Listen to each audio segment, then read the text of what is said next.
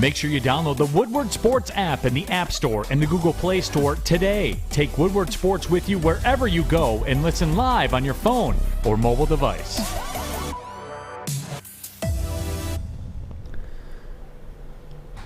Good morning, everybody. Welcome to the Morning Woodward Show here on the Woodward Sports Network. I wish I was in a better mood, but to be honest with you, I'm not. I'm sure you're all aware by now. Last night, East Lansing, Michigan State campus, there was an active shooter situation. 2 individuals confirmed dead so far, or 3 dead, 5 in the hospital. Condition unknown, some critical, I really don't know, and there's a ton of students right now that are going through a lot, and I'm kind of tired of this shit, but there's really, I don't know what to do, and I don't know what to say, to be honest with all of you. I don't. I'm so sorry to everybody involved. That sucks. Those are kids trying to start their lives, trying to have kids, trying to have a career and doing something they want to do. So senseless, man. So tired of it. So tired of it. And it's not something that should be a legitimate concern. Just simply living your life on campus, going to school. And it's crazy to think about, too, through even 2023. It's been 44 days. And there's already been 67, I guess, as classified mass shootings. So it's especially hit locally. It's been reported there's already students at Oxford that attended now MSU, and to see 2 mass shootings in your lifetime, that just to think about that is... You shouldn't have to worry about any of this. I should be able to go to school. Terrible. Have a good time, pursue my career, my passions, and not have to worry about something like this happening. Here we are. I don't have a solution for you, so I'm not going to act like I do. I'm just very sorry to everybody involved and who was affected. I'm so very sorry. And if anybody needs anything or knows anybody that needs anything, please have them reach out to us directly, and we'll do our best to help. It's so sickening, too, because you see people on Twitter, MSU alum or just alumni in general of any university they attended. Like, this was, think about it, like back in the day, you never were concerned about your safety on campus or anywhere for that matter. And now that's a legitimate thing. I mean, you have the shooting in Virginia. Even now, and now you have even Michigan now that State. It's, quote, common. We live so freely that we don't actually think about it. But this is a fresh reminder. Now it hits home, right? You see it on the TV. It's just on TV. Now it's home. Oh, first it was Oxford. Oh, no. Now it's Michigan State. That could be anybody's kid. Sucks, man. And the shooter had nothing to do with MSU. He was 43 years old. Had no relation to the campus.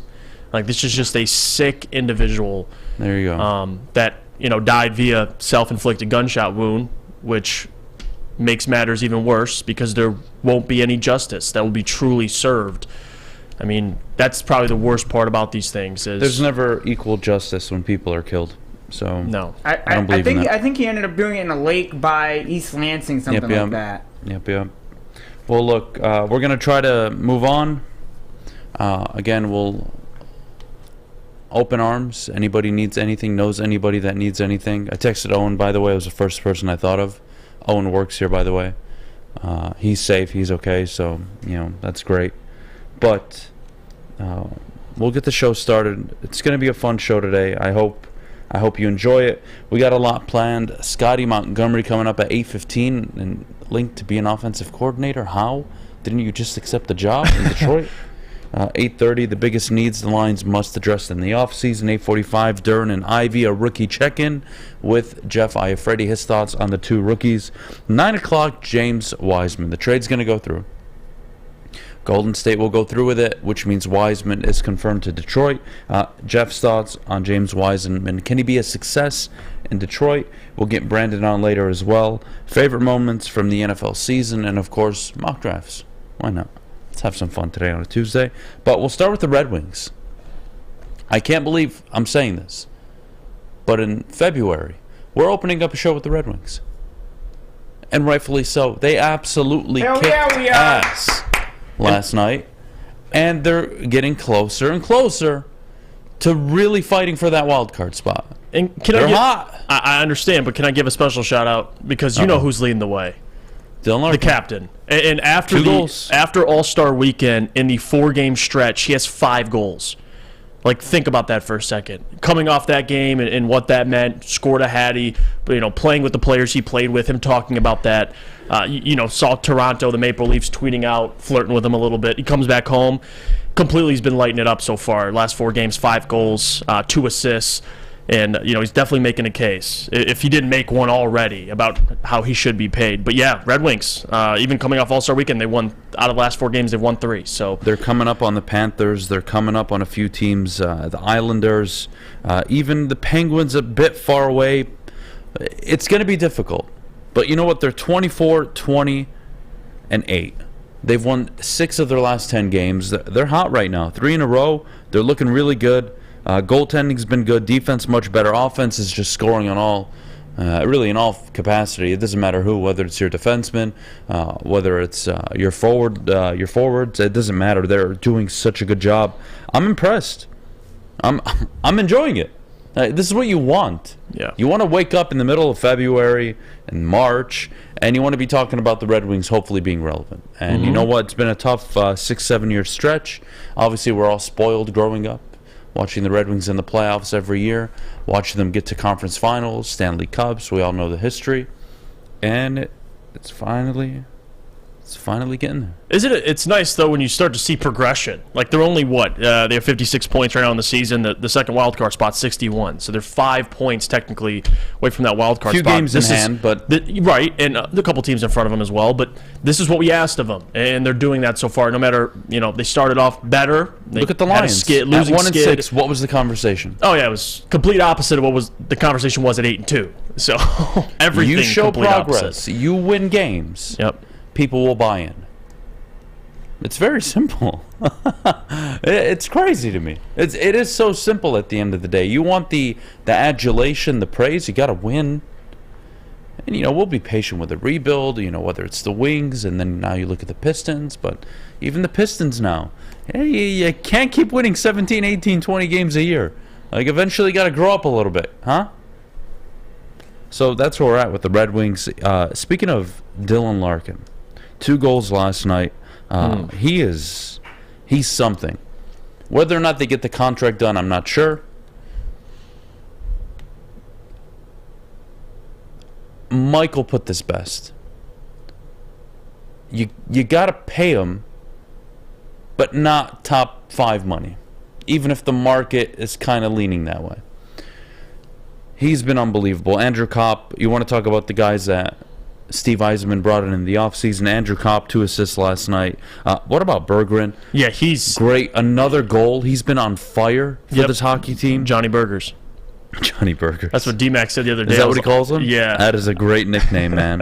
Viliuso, a good game. Oli Mata, solid shifts last night. David Perron, again, doing the little things. They may not show up on the score sheet, but it is everything you've wanted to come together. They've been doing it the last 10 games.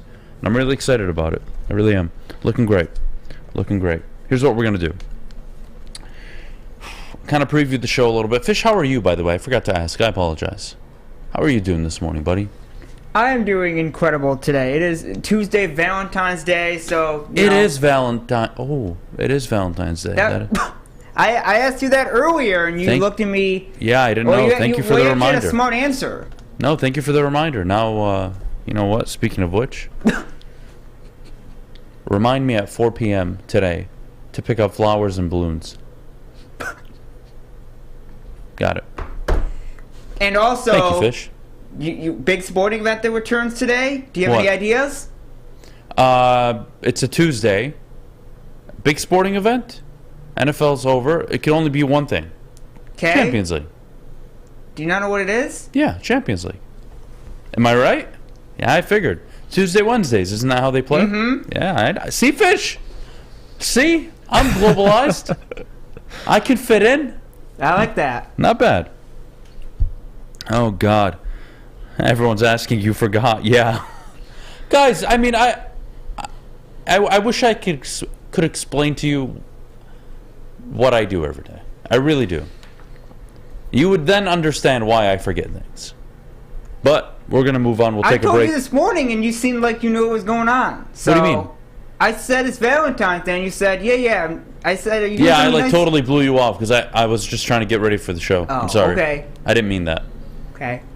But we'll take a break. When we get back, Scottie Montgomery just brought on and interviewing for an OC position. Okay. Interesting. Yeah. Thoughts on that coming up next. But before we do, I got to tell you about my good friends over at Planet Fitness. Sign up today, $10 a month. What are you waiting for? Home of the judgment-free zone. Get to a Planet Fitness near you. Again, what are you waiting for? Go to planetfitness.com or one of their many Metro Detroit locations. We will be right back with some Scottie Montgomery Detroit Lions talk.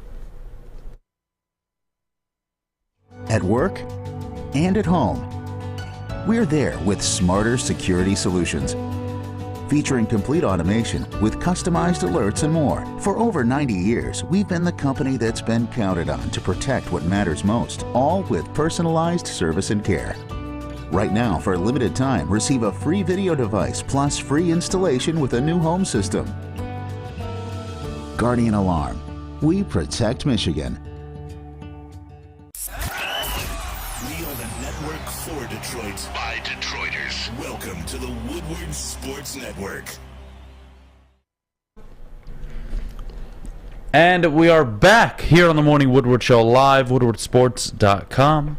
Thank you to everybody joining us this morning. As always, Tuesday, February 14th, Valentine's Day, huh? Valentine's Day. I'm not sure what you're doing today, Jeff. Any plans with the girl? I'm just laying low today, dude. Yeah? Yeah. You know, it's another Tuesday. Just another Tuesday. I don't think she would love to hear that. Well, I'm probably going to cook dinner, I think is what I'm going to end up doing. Go home, get a nice bottle of wine, drink most of it. She'll drink some of it. Call it a night, right? Yeah, that sounds like I a mean, beautiful you're night. Italian. This should make sense to you. Yeah, you know, maybe you'll smoke a stogie. You know. That's a bit much. We'll figure out a way. Adham made some big money on the Wings last night. Can you ask Fish if he likes my Champions League bet odds? All right, you ready for this, Fish? Yeah. Jordan says he's got PSG and Bayern scoring 2 goals today, which will also be a big payout. I could buy that. PSG aren't the best in terms of defending, but they can score, and I could say the same about Bayern Munich. Jordan, it's Fish approved. They've lost PSG's lost their past 3 league games, which is shocking because they play in a league where they should murder everyone. So, yeah, I don't know. I'll tell you what. I want to hear Jeff's thoughts on this first. Scottie Montgomery, because I hope I don't have a radical view on this. Yeah. But maybe I do. And I'm hoping you can talk some sense into me. So I'm going to let you go first here. Okay. Scottie Montgomery, recently hired by the Detroit Lions, takes an interview for the Tampa Bay Buccaneers offensive coordinator position. What? Yeah, this was reported yesterday, and it's not like they've just interviewed Scottie Montgomery. And as you guys know, if you've been watching the show, Scottie, or just following news in general, Scottie Montgomery, former running backs coach for the Colts, great coach, by the way, helped coach Jonathan Taylor. Hot commodity when he was available. Lions were able to get him to be their assistant and running backs coach.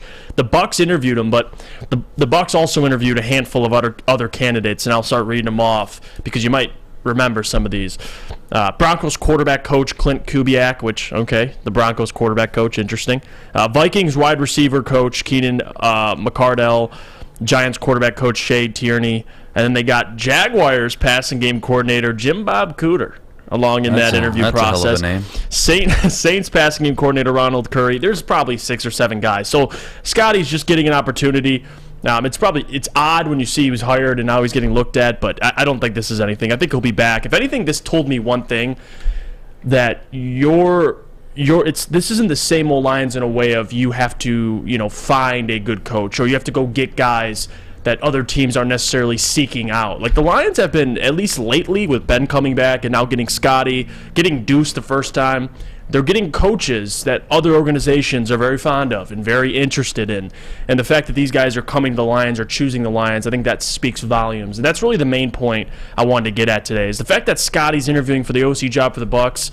means he's a good coach, or at least he's a coach that other general managers and ownership are looking at and saying, yeah, this guy can coach. And he works for the Lions. So, if anything, it's a compliment to the Lions. I don't think he's going anywhere.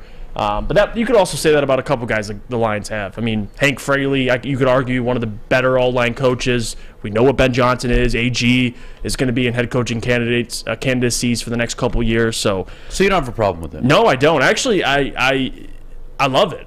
Okay, see, I did not expect that answer this morning. So I'll be so transparent. You want thought process? I saw the headline. No way. Clicked on the article. Read the article. Makes sense. Yep. And you know where I'm at? Good. Go interview. I would much rather him be an offensive coordinator if I was advising him than the assistant head coach and a running backs coach. And I think Joey nailed it in the chat on WoodwardSports.com. If Campbell were to block Scottie from taking that interview, he'd never get another coach to join his staff again. This is how the NFL works. Nothing to see here. Yeah, I didn't actually. I thought when I first saw the headline, it was like, whoa. And then I'm like, now what are we doing here? Equal opportunity, man. Everybody should have an opportunity to pursue their goals and their dreams. Nobody should ever, in this country at least, be able to stand in their way. Yeah. I don't have a problem with it at all. That's like Fish working here, signing a new deal, and that very week interviewing somewhere else. What's the problem? Mm-hmm. He has options. Leave the guy alone. And I'll just speak to the Buccaneers ownership, and I'll speak to their general manager right now. You don't need Scottie Montgomery. I recommend Jim Bob Cooter if you're looking for somebody. Are you trolling? Okay. Because I just need Jim Bob Cooter as an OC. I need to see more of Jim Bob Cooter. Or the Broncos quarterback coach. I thought that was interesting. I mean, why the hell Clint Kubiak? He's been kind of a hotter name. Son. Yes, a little hotter name, but no. If you're the Broncos quarterback coach, I think you're automatically eliminated from any interview. Look at what the Buccaneers are. They are a dumpster fire. They don't have a quarterback. They've got aging weapons and an offensive line that, is what it is. You have some nice pieces on the team. Yeah. They're probably going to trade Antoine Winfield. Expect that before the season you got starts or before the deadline. Kyle Trask on that roster. Trash. Kyle Trash. Good luck. Good luck to any Kyle OC that shows up. That's going to be a tough gig, man. That's going to be a tough gig. It's a tough job in general. It seems like they're in a collision course with just a rebuild, it seems like, in Tampa. But who knows? You just got to get a quarterback. Sebastian says, hearing Jim Bob Cooter's name gives me PTSD. Honest to God, my memory of Jim Bob Cooter isn't positive or negative. It's just like it is what it is. That was a time. Yeah. Yeah. I think Stafford had decent years with him, but it just he got found out. Remember Jim Bob Cooter? He was a guy that came out hot, and then he again adjustments fizzled out. Yeah. We'll see the same with Ben Johnson. Hopefully Ben Johnson comes out and he can continue his greatness.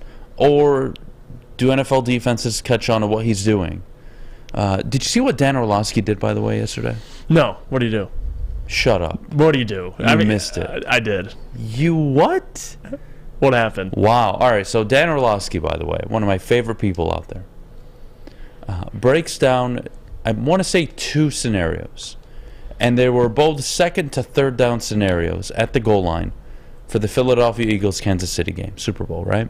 Mm-hmm. And on second down, Kansas City run a motion play, and they see how Philadelphia is reacting to the motion.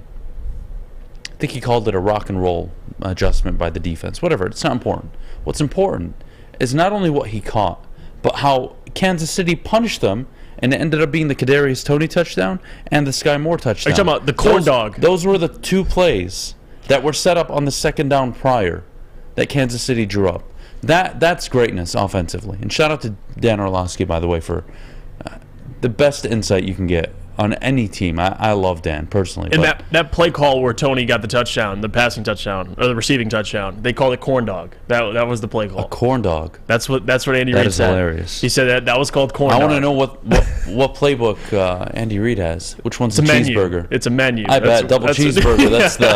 That's the hey boys. We're pulling it out. We're going all in, boys. That was a corn dog. Oh man. And you know what You know what they say? Once a lion, always a lion. No, well, that is what they say, Fish. Imagine No?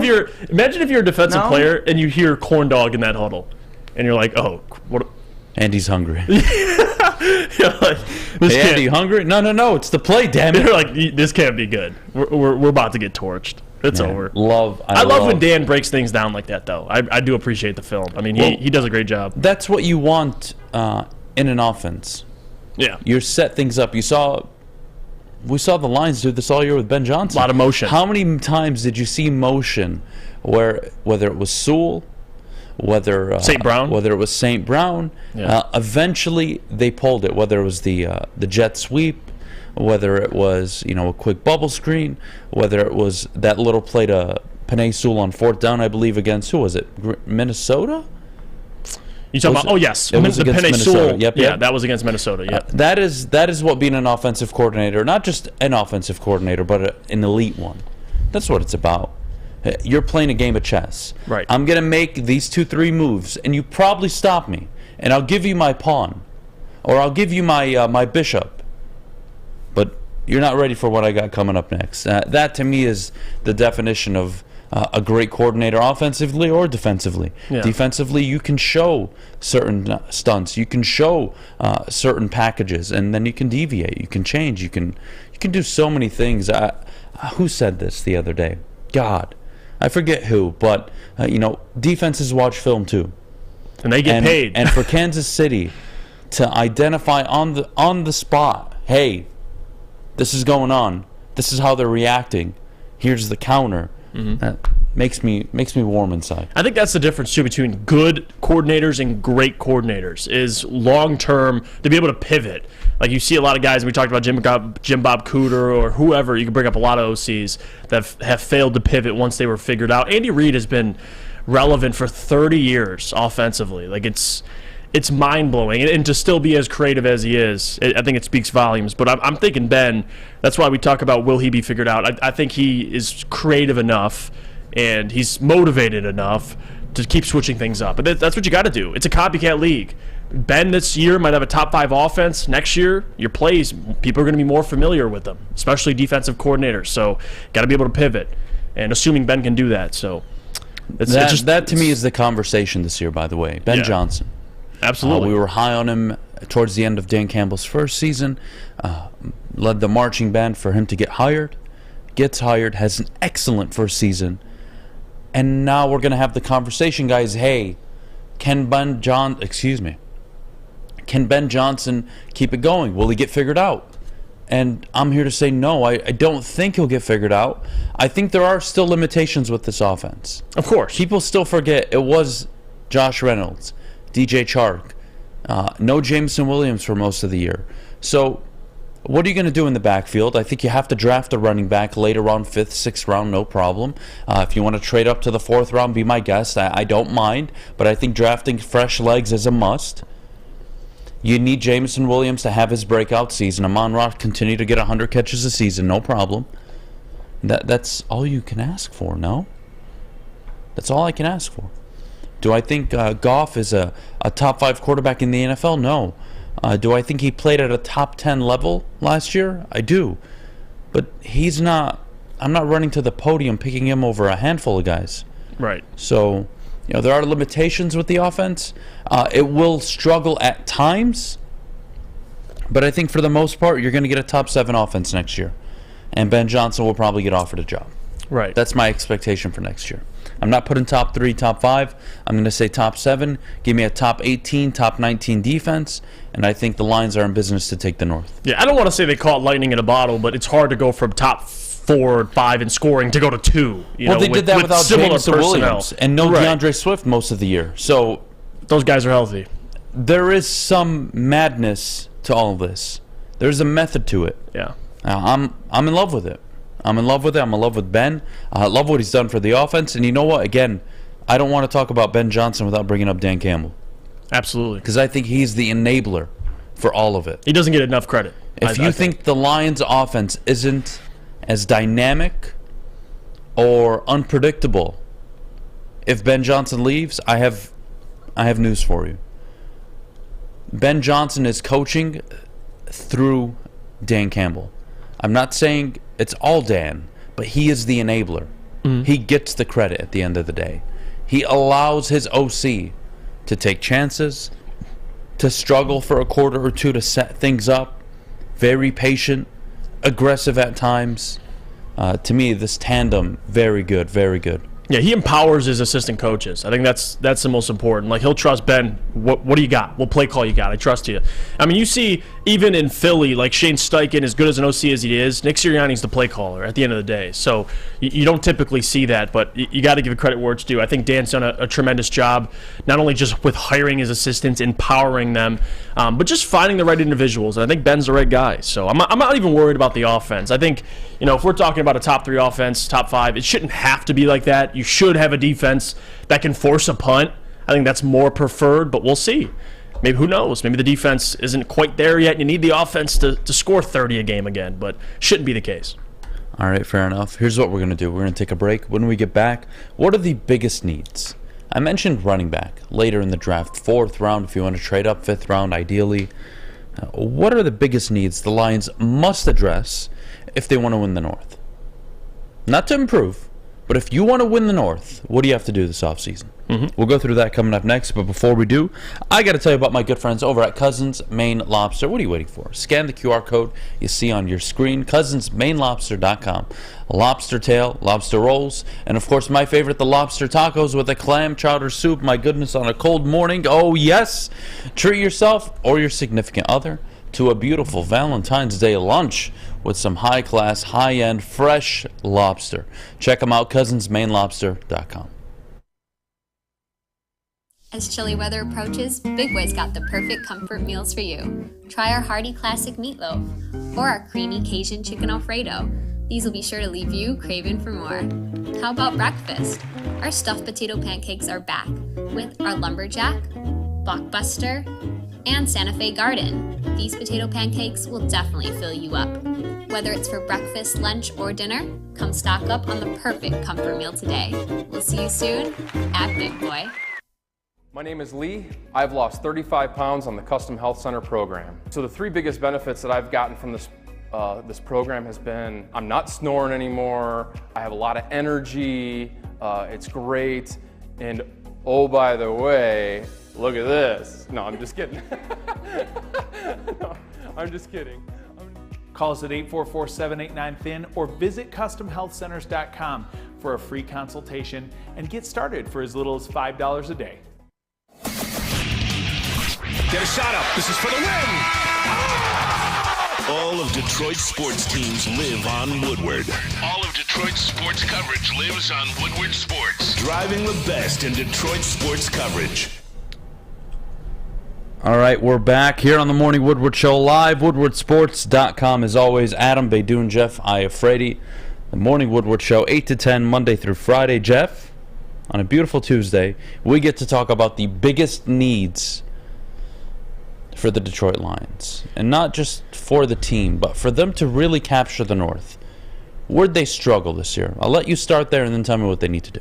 Well, I think the obvious answer is the secondary, but more specifically, they need to be as productive as they were in the second half of the season against the run, especially in the NFC. And I think that's the big thing I was able to take away watching, both the 49ers and the Eagles, both teams in the NFC Championship game, both probably the 2 best teams in the NFC with running the football. The Lions for the first half of the part of the season were terrible. And even you guys remember Carolina giving up over 300 yards rushing. That's where the Lions, we talk about Jalen Carter, Will Anderson, defensive linemen. That's why. And they were great at it. Against New York Giants, they held Saquon to like 30 yards rushing. They did well against Delvin, Aaron Jones. They played well in the second half thanks to a couple unsung heroes. Kaminsky, you had Bugs, Aleem, Aiden, and James Houston at times on pass rushing sets. But still, I think overall, besides just the secondary, because that is important, you also saw a team like the Kansas City Chiefs and what they were able to do defensively because of their defensive line. So secondary is the clear need, obviously. But if you look at the NFC North, Aaron Jones, Dalvin Cook, we'll see what his future holds, if he gets cut or not. Chicago with Justin Fields and what he can do as a running quarterback. It's clear that besides just corner, besides just linebacker, we could talk about that. You got to solidify up front. Because as much as you might like James Houston, as much as I might like Josh Pascal, Aiden Hutchinson, it never hurts to have depth. I mean, go ask the Eagles or go ask the 49ers. So that to me, if you want to be I guess dominant defense would be the right word. You need a really good defensive line. And as much as I like pieces, I think continuing to add to that is important for the Lions, considering who they have in the NFC North and considering who's at the top of the NFC with those offensive lines and defensive lines. So if the Lions want to get to that point, they have the offensive line, but I think that defensive line, you got to keep adding talent to it. Depth important, sure. You need a one at the corner position. I can't stress that enough. I'm not saying Sauce. I'm not saying Patrick Surtain. I would love that. That would be nice. Maybe it's Devon Witherspoon. Maybe it's Joey Porter Jr. Who knows? But you need a one. You need a reliable one corner that doesn't need safety help 80% of his snaps. 90% I will take. Anything. Please. Yes. Somebody you could just trust. Someone I can rely on. And it opens up. If I do struggle in stopping the run, hey, Tracy Walker, step up to the line of scrimmage. Step up into the box. I'll play one-eye safety. Kirby Joseph a ball hawk. He can cover both sides of the field. I'm not really worried with that.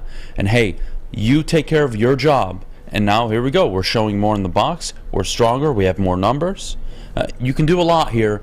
I think getting a corner one is everything. Yeah. Everything for this team. Linebacker... That's a tricky conversation. I'm sure you all like Malcolm Rodriguez. I'm sure some of you like Alex Anzalone.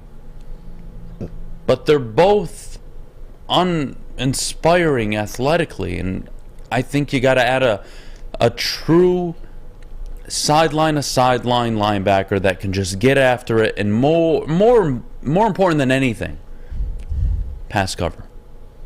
That is a big problem with these linebackers. Pass coverage is a big weakness. Teams with tight ends and good slot receivers can take advantage of it. Even when you bring up your safeties, you play zone. They're just not the most capable. Yeah. Can they tackle? Are they sure tacklers? Yeah. I mean, Malcolm Rodriguez, over 100 combined tackles. Anzalone as well. Excellent tacklers. That's great, but that's not what I need you to do only. Pass cover, I need athletes. I need guys that can chase down backs, sideline to sideline. That's what this team needs. So those are my first two. I would like a running back. It's a like, it's not a must. But if DeAndre Swift goes down again, I don't want to be dealing with Jamal Williams getting 18 carries and averaging less than 4 yards a carry. He had one big breakout game against Seattle, and that was it. And yes, I played him in fantasy football that week, and it pissed me off. So I'm still a little bitter about that.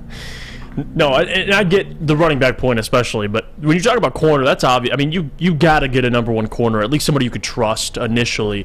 But when I'm talking about defensive line, I really mean defensive tackle. I think that's more importantly what I mean. That's why I'm so enamored by Jalen Carter and what he could do for this defense, especially up front. Make them more consistent. As much as I like Bugs, and he's been solid, you're not going to expect a great Bugs every week. Like at least we haven't seen that. We've seen a solid Bugs, and then we've seen weeks where, and it's not just Bugs. I mean, it's a lot of different players' faults as well. But what they did against Carolina, I mean, you have stinkers, especially against the run. Like the highest graded run defender on the Lions, and I'll read the top 3 players. You have Mike Hughes. This is per PFF. Take it how you wish. Mike Hughes, number 1, Derek Barnes, Jeff Okudah are your top 3 graded run defenders. Guess who's after them? Aiden Hutchinson, Deshaun Elliott, Malcolm Rodriguez. You get the point? 1 defensive lineman. It's Aiden Hutchinson. So, and then you get to John Kaminsky and Julian Okoris. So you got to get better up front, more consistent against the run. And, that's really, you look around, even the guys you're facing, and more importantly, your pass rush, you got to get that better. I mean, Aiden Hutchinson, we know what he's going to be. James Houston's a beast. We know what he was in a small sample size. Josh Pascal showed flashes. But still, to be able to consistently put pressure on the quarterback, if we're talking just NFC North, Kirk Cousins, I would like to see him under pressure. Typically doesn't play that well. Justin Fields, we know what he looks like when he's under pressure. And then you'll probably have Jordan Love, who will be his first full season starting for the Packers. You're going to want to get pressure on him. So as much as I agree with you, the defensive line has to be addressed in some way eventually. But I guess this is what we're talking about. The defenses, they need a lot of work. They need some more pieces. You could talk about linebacker, corner, defensive line. It's really, in my opinion, the Lions are approaching this draft more so with best player available. Maybe you can look at a corner, but if there's a defensive lineman there and he's the highest graded player left on your board, you take him. You don't even blink. So, Sure. It's... How do I say this? We doubt ourselves every year. All of you. We all do this. It's kind of human nature. But this idea that, we can't, or they won't, they as in the Lions, they won't be able to get a number one corner in the draft. They won't be able to get a number one interior lineman. Why? 2-3 of them come out every single draft. Yeah, other teams are getting them. They're there. Right. You just got to draft right. Now, am I on the Witherspoon Porter train? Sure. Can you convince me of Christian Gonzalez? Sure. You do whatever you want leading up to the draft. I don't care. But you are fooling yourself the same way you did last year if you think anything other than interior lineman, corner, or linebacker in the first round isn't the pick. Would you be interested if Brad is sitting there at 6 and Arizona's at 3 and they're taking calls on that pick and you can get Will Anderson or Jalen Carter? Give up? Let's say you'd have to give up 18. Would you do it? Just 18. 6 and 18 for 3. To get Jalen Carter or Will Anderson? Or would you wait and take a Tyree Wilson in a corner? Or would you say, screw it, we'll go get the best defensive lineman? If I'm only trading up 3 spots, I'm not doing it. I'm not doing it because then I've, quote, addressed the interior line or added another pass rusher, even though I'm loaded at that spot right now. And I still haven't addressed corner, and I haven't addressed linebacker. And FYI for everybody, by your pick in the second round, most, if not all of the good corners will be gone. That I can guarantee you. Especially the ones where everybody is saying, oh man, these are the guys. Those guys are going to be gone. And at 18, I think I can get one of them. And I would rather trade up from 18 to 14 and guarantee I get one of them. And give up maybe a few futures. Not ones, not twos, but, or finagle in the deal. Trade up a few spots. Give them 18, give them a third and a seventh. I don't know. And move up and get my guy. Move on. To me, that would be an epic disaster if you were to trade up. Even look at Jordan Davis. People saying, "Oh, we wish we had Jordan Davis over Jamison Williams." Really? I couldn't disagree anymore. And he's a quote generational talent. Oh, out of Georgia. Sounds like somebody I know coming out this year. Not to say that he won't be good or very good. But is it worth giving up my additional draft capital? No.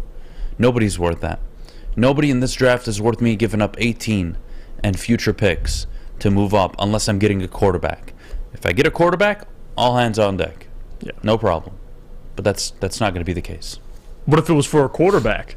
Then yeah. You're trading up to get a quarterback. Yeah, I'm trading up, absolutely. Gotcha. You're skeptical on the drop off if you want to jump 3 spots to get it. If I'm jumping 3 spots, you'd rather just wait at 6 and at a pick where 2 of the main quarterbacks are probably going to be available. Yeah, I'm not paying that price. Right. Because I don't want the quarterback. Do I? If Brad wants him, he can trade whatever the hell he wants. No problem.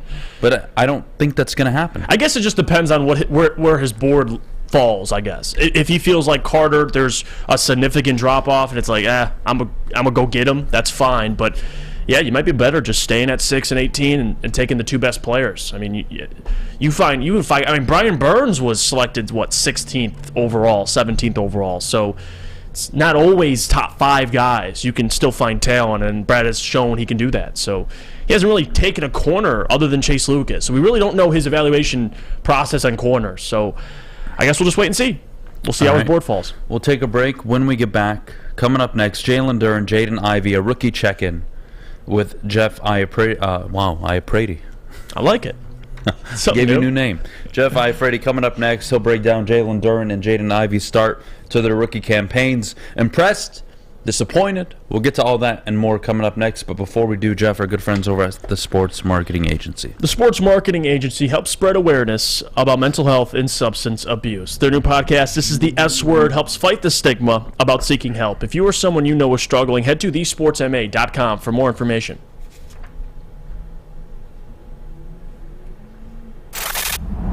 Love Woodward Sports? Love wearing clothes? Then you should be wearing Woodward Sports clothes. Check out our full-line merch at woodwardsports.com. Just click on Shop. We have all your favorite designs, like Dan Campbell kneecaps, Beverly Hills Golf, Woodward Golf, and of course, our own logoed-out merchandise. Men, women, infants, kids all love Woodward Sports. Impress your friends. Impress your boss. Impress your dog. Buy Woodward Sports merch today. Introducing the Planet Fitness Guide to getting that post-workout glow. Step 1. What's your why? More epic energy? Better sleep? Blow off steam? Step 2. Join Planet Fitness for just $10 a month and get moving in our clean and spacious clubs. Step 3. Bask in that post-workout glow. Join Planet Fitness today for just $10 a month. Join today at any of the 50-plus Detroit area locations. We don't like to brag that we are the toughest sports network in Detroit, but we do have a guy named Darren McCarty on our side. Lemieux and McCarty, who've had a good knockdown drag up. There they go, right on the whistle. They were talking to one another. Woodward Sports. Jeff Iafrate here. Let me tell you about our friends at the Fulling Warehouse in Hamtramck, because it is the home of the original football bowling game. 2 to play for $12, the unlimited open play, or you can pay $120 for a lane reservation for up to 10 people. $2 Mr. Beer Machine, full bar. Check it all out. Compete with your friends. FullingWarehouse.com. All right. Fish, it's Valentine's Day. You taking anybody out? You smashing anybody tonight? Not that I know of. Not as of 8:42 a.m. Eastern Time, Tuesday, Detroit, Michigan. All right. What you having for dinner tonight? Anything? Anything special? Fish, Fish, you're laying that wood like a carpenter, aren't you? I mean, I don't plan on it, but it could just happen. I don't know. We'll find out. I know it could happen. I've heard rumors. So I've been told. It happens more often than people think. Yeah, he's definitely. Can you confirm or deny? Well, I kind of can't do both. I know.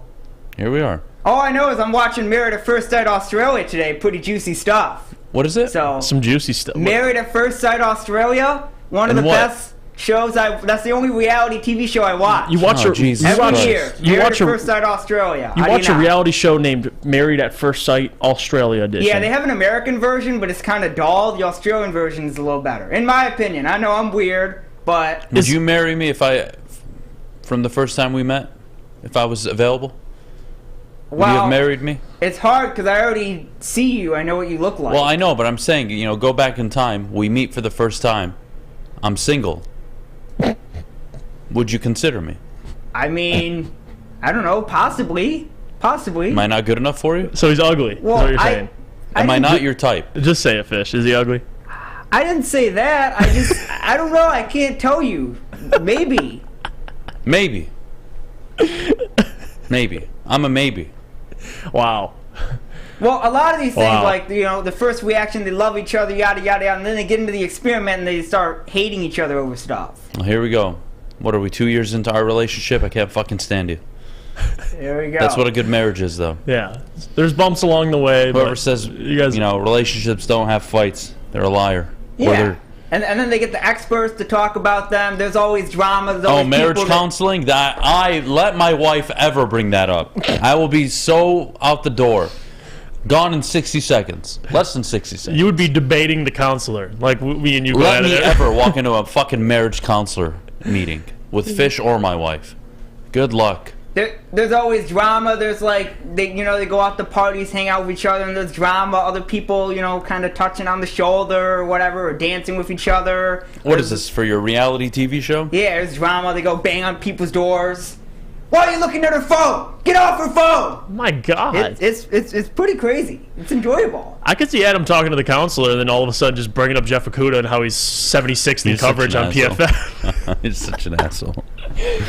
The coach was like, I didn't ask. Such an asshole. Did you know Jeff Okudah was taken third overall? Did you see the Madden thing? The Madden updated roster? No. They basically had Amani Awari as the highest rated corner for the Lions. What? I swear to God. In the latest update, Jeff Okudah wasn't even listed. And I think Honolulu Blues on Twitter had posted it. And I didn't want to reply publicly because I knew people would get mad. So I DM'd them, and I was like, oh, man, they really got it right with Jeff Okudah, who wasn't even on the team. Dang, I didn't know. The fact that Amani Awari was the highest-rated corner on Madden, it just shows. I don't know what the hell they're doing. Not much research that goes into it. You know, it's just who was the highest-rated guy last year? Okay, yeah, just make him the highest-rated. Just make him the highest-rated player again. Yeah, All right, like Paul said, they're just 1 year behind. That's it, only a year. Here's what we're gonna do: Jaden Ivey, Jalen Duren. If I recall correctly, when this first happened in the 2022 NBA draft, we came in the next day cloud9. It was a party in here. You couldn't have envisioned a better scenario. The trade to get Duren, the way he flipped Jeremy Grant for all those picks, those players, those contracts. All very happy with Troy. Right. All right. You're well past the midway point in the NBA season now. I want Jeff Iafrate's honest to God thoughts. We'll start with Ivey, then we'll get to Duren, their game, their development, what you see them being, your thoughts on these two so far. So I'll start with Duren. I think he's been, at least recently, he's been impressive all year, but you've seen strides as of late. I know he's dealing, and MM just typed in the chat too, Duren's ankle. He's fine right now. He tried to get back in the game. He didn't look the same. It's not a long-term injury, but just looking at how he's played over the last 10 games, he's averaging 13, 9.5, and 1.2 blocks, or 1.6 blocks, excuse me, on 70% field goal percentage. Like, that's the big thing. And minutes matter for guys like Duren. He's 19 years old. He's raw. He's got a lot of potential. He's playing an average of 30 minutes, close to the last 10 games. So getting him reps, he's shooting almost 70% from the free throw line. A lot of things I like about Duren. And the fact that you're seeing potential, especially on the interior scoring, what he can do. He's got a fadeaway in his game. He's got post hooks from either hand. He's honestly an underrated scorer at the basket. I don't think he showed a lot of that because he's self-aware enough to know I'm going to play within my own strengths. And that's something I can respect about Duren. All these years watching Drummond, and when Drummond first came out, you liked the potential, but then you started seeing him do things playing out of his strengths, doing things that he probably shouldn't have been doing, playing roles that he shouldn't be playing. You just saw him the other night, about a week ago or two, airball a layup in transition for the Bulls. Not being self-aware. I think that's one of the most important traits. And Duren has that to me. Playing within his game, being efficient. Like I said, 70% field goal percentage. He's efficient. He doesn't turn the ball over. He's not erratic. He's disciplined. I think the foul trouble thing has been big. Over the last 10 games, he's averaging 3.5 fouls, so trying to keep those more down. But still, overall, I've loved what I've seen out of Duren. I still think there's a ton of potential there. Even getting Wiseman, he's still going to get plenty of runs. So Duren's been everything and more to where he was selected at. He's averaging, 9 and 9 on the year? Yes. 66%, which is on par for a good center in the NBA. Absolutely. I think he's been an excellent 5. A little inconsistent with his offensive displays. But that's what you'd expect. The 30 and 17, and then the next night he rolls his ankle. He doesn't play the full game. So I think in general, even prior to that, some nights you see a single point, some nights you see 7, then 14. Inconsistent, but I think it's because there's no offensive identity. Right. There isn't currently a way to get Jalen Duren that's planned involved in the offense. It's cleaning up the glass, running in transition. That's typically how he gets his points, and occasionally getting to the foul line. And by the way, very good free throw shooter. That's the big thing for me. I love Almost it. 70% the last 10 games is love it. He can shoot from the foul line. And the big thing with Duren too, to your point, with his potential. You saw in the offseason him work on his shot, and it actually looks good. Unlike Drummond, you see Drummond work on a shot, and you're it's not like you're watching him. And you're I don't know if that mechanical. Can translate on a night-to-night basis. Simple, repeatable. Yes, that's the biggest thing about shots in the NBA. Can you repeat your jump shot? Mm-hmm. That's all it is. It's easier. It's easier said than done, obviously. Yeah, but and working out from the basket. He has a mid-range shot. You didn't really see Drummond take mid-ranges. It was interior. All right, I'm going to try some threes. Duren is working his way out. So Duren, to me, I don't really have much to say for a 19-year-old. He's been all that impressive. But for Jaden Ivey, that's the big one, because I think Ivey's been a little more of a roller coaster, I think, throughout the season. Trying to be more efficient. I think the three-point shooting has been streaky, especially at the beginning of the season, and then he hit a slump, and he was struggling from three. Now he's kind of getting back to, where not where he'll be long term, but really an impressive shooting mark. Last 10 games, he's averaging 15, 6, and 3, or I should say 15, 3, and 6 assists. And in that stretch as well, he's giving you a steal. He's shooting 40% from 3, and he's shooting 72% from the foul line. So for Jaden Ivey, the big thing for me over the last 10 games, his shooting ability, like what he's done. I mean, just this was 2 days ago on Sunday, 3 of 4 against the Raptors from 3. I mean, the game before 0 for 7. So there's that inconsistency. But Ivey, to me, the big thing is his playmaking. You watch Ivey during the stretch, or during the last, you can say probably 25 games, the playmaking is starting to arise now. Like, he's understanding, being more comfortable, knowing when to insert himself. The game's slowing down a little bit. He's learning, like, hey, I'm getting all the attention defensively. Guys are going to get open shots. I just got to be able to find them, and he's a great passer. So I've loved what I've seen out of Ivey. He's shown a lot of parts of his game that we knew he had. We just didn't really get to see it that much at Purdue. But now that he's playing with more talent, he has the ball in his hands. Obviously, it helps not having Cade there. He gets pretty much free reins. It's been impressive. The one thing I would ask, though, and I'm curious to see what the Pistons do moving forward, is Killian Hayes. He's been struggling bad the last handful of games. Him and Ivey in the starting lineup. But why? And I'll tell you why. As Ivey's getting the ball more, Killian's playing off ball, and he can't do that. He can't shoot. He needs the ball in his hand, or he's useless. That's why, in my opinion, you put Burks in the starting lineup, you move Killian to the bench. Sorry. You get shooting around Ivey. I know it hurts the Killian Hayes fan club, and everybody wants to see him work. I got news for all of you. It's not going to fucking work on this team. It just isn't. Especially if you're struggling. You can't shoot. How are you playing off ball? How are you going to play in the NBA if you can't shoot? How? In today's NBA, if you can't shoot, go fuck yourself. Yeah. That's my mentality. Yeah, that's Jaden Ivey, a rookie who's struggling, shooting I would say a respectable 42% his rookie year, is 35% from 3. Right. That's on par. That's good. Yeah. Anything above that, borderline elite. Yeah. So he's already coming out year one shooting almost 35%. Hell yeah, sign me up. Can he be a little more efficient at the rim? Sure, 100%. Can we avoid the offers? Yeah, but he's a rookie, giving me 15, 4, and 5 almost. Yeah, I'm pretty happy with what he's doing. I think the only rookie who's been better, I would say, is Paolo Banchero. Oh, but he's at a different level right now. Poised, yeah. He's running that whole team in Orlando. That is... In another part, too, that I loved about Ivey, and me and Brandon and KoolAid have been... He's going to join us later in the show to talk more about this, but what I've been asking of Ivey for this year is, you hear the Ja Morant comparisons, and although I hate making those comparisons, how Ja Morant has been able to have success with his athleticism is having a floater. Because these guys are so athletic, when Ivey's attacking you in transition, you have no choice but to be on your back feet. Yes, just keep going back. Now, if you have a mid-range shot or a floater, you're almost going to be impossible to guard, because it's essentially pick your poison. If you back towards the basket, free floater. If you come up on me, I'm going to blow by you and get a layup. So, or if you sag off too much and I'm open for 3 and he's shooting 40% over the last 10 games, he's going to be able to knock that down as well. So, just becoming more of an expanding his game a little bit. Ivey's shown that. You've seen the mid-range shot. I think Alec Burks is helping him out a lot with that. But that's been encouraging. Having a mid-range shot, it's kind of the forgotten shot of today's NBA. Man, it's not even all mid-range too. Having a floater, whatever it is, having a bucket from the mid-range, if Ivey does that with his athleticism, that's going to just take him to another level. Can I be honest with you? Not to sound like an asshole, and I know I come off as an asshole most of the time. I can't help it, but are we going to be honest about Killian Hayes or no?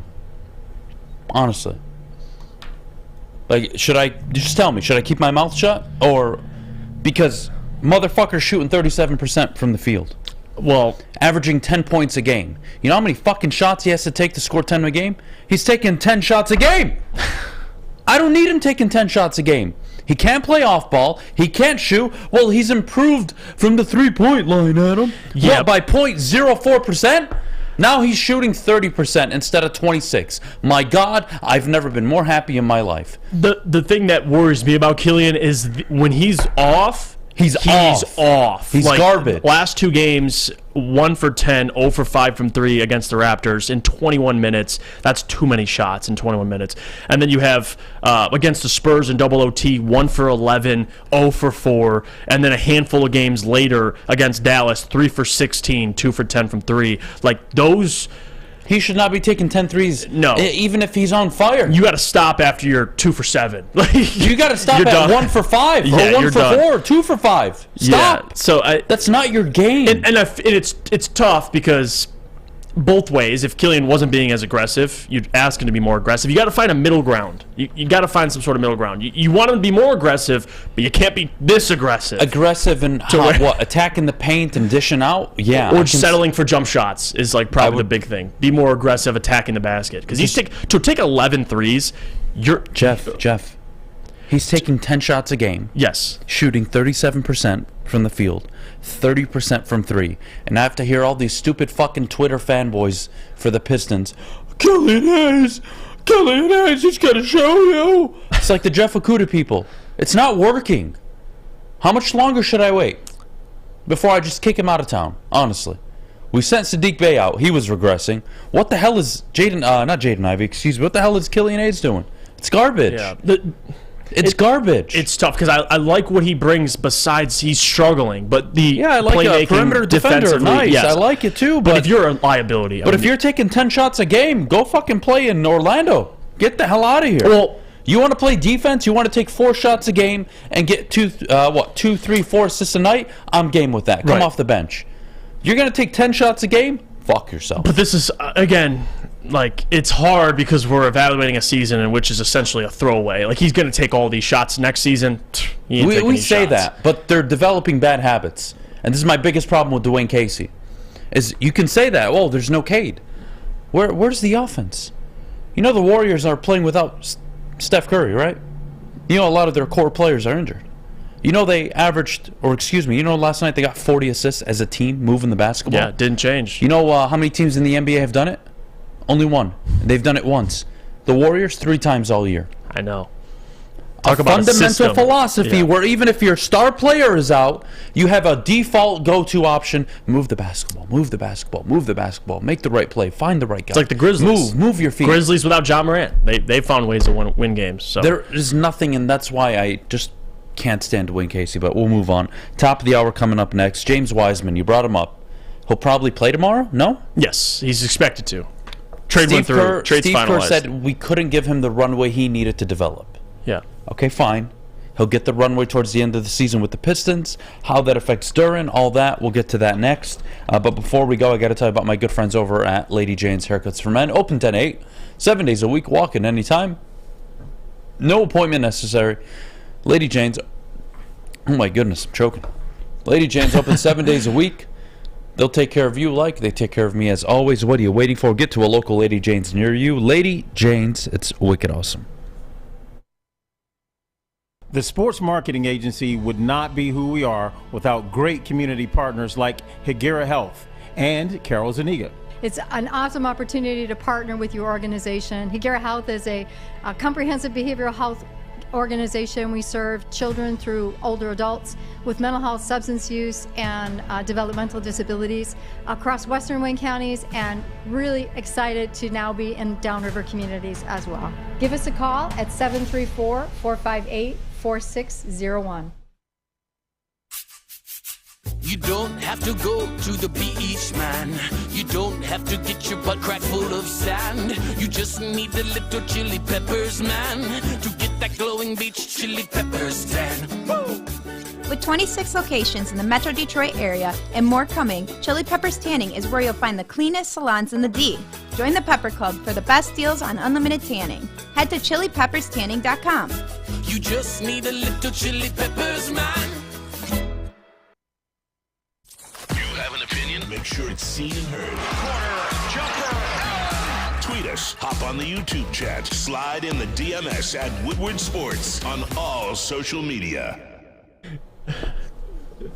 All right, we are back here on the Morning Woodward Show live. You know what? I like today's show so far. I'll tell you why. What a contrast it is between the Pistons, and now we open up the show with the Red Wings and what they're doing. But the Pistons trade for James Wiseman, and I'm not going to sit here and say I love it. I don't. I love Duren. I want more of Duren. But if you're going to run out 2 5s, you have my ears. I'll listen. Hell, you have my eyes. I'll watch. But I want to ask you, where does he fit? And Steve Kerr brought this up. We couldn't give him the runway to develop. Right. Okay. Well, how many minutes does he need a game for the rest of the year for you to at least have an idea? 20? Yeah. 22 minutes? Well, that's close to what Duren's getting. So are you putting them out at the same time, on and off? I really want to understand, and I think that completely pushes Isaiah Stewart to the 4. He will no longer be the biggest man on the court at a single given time, I think, for the rest of the season. No? Yeah, no, and that's part of why you made the deal. They needed a backup center. They did. Nerlens Noel isn't going to play the rest of the year. So you get a need, you fix a need, and you get rid of Saddiq Bey. I mean, we acknowledge Bojan has taken Saddiq Bey's spot. I mean, Saddiq Bey's a bench player at this point. And I was frustrated when the trade first got announced because I'm looking at what the player is right now. Saddiq right now versus James Wiseman right now. But the more I thought about it, trying to see it from Troy's perspective, seeing what the type of prospect James Wiseman was and where he had him on his board coming out of the draft, it's a little easier to digest. Still skeptical, but if James Wiseman can show flashes, I do believe that Wiseman's trade value would be higher than Saddiq Bey based off his ceiling. So I can kind of comprehend the philosophy in which Troy's using, but at the same time, it is frustrating. I mean, you're expecting to get assets or something for Saddiq Bey, but maybe this is it. You get a guy who can back up Duren. I don't think this hurts Duren. The more I thought about it, if anything, like you kind of alluded to, you might be able to play them together. And I promise you, this is not Greg Monroe and Andre Drummond. These are two different types of big men. You got two guys, specifically James Wiseman, that has shown he could stretch the floor. And I think he would have to be able to do that if you're going to play them together. I think they both have more upside than Greg Monroe and Andre Drummond, so it's a little different. But I'd like to see them play together, although I don't think it will happen a ton.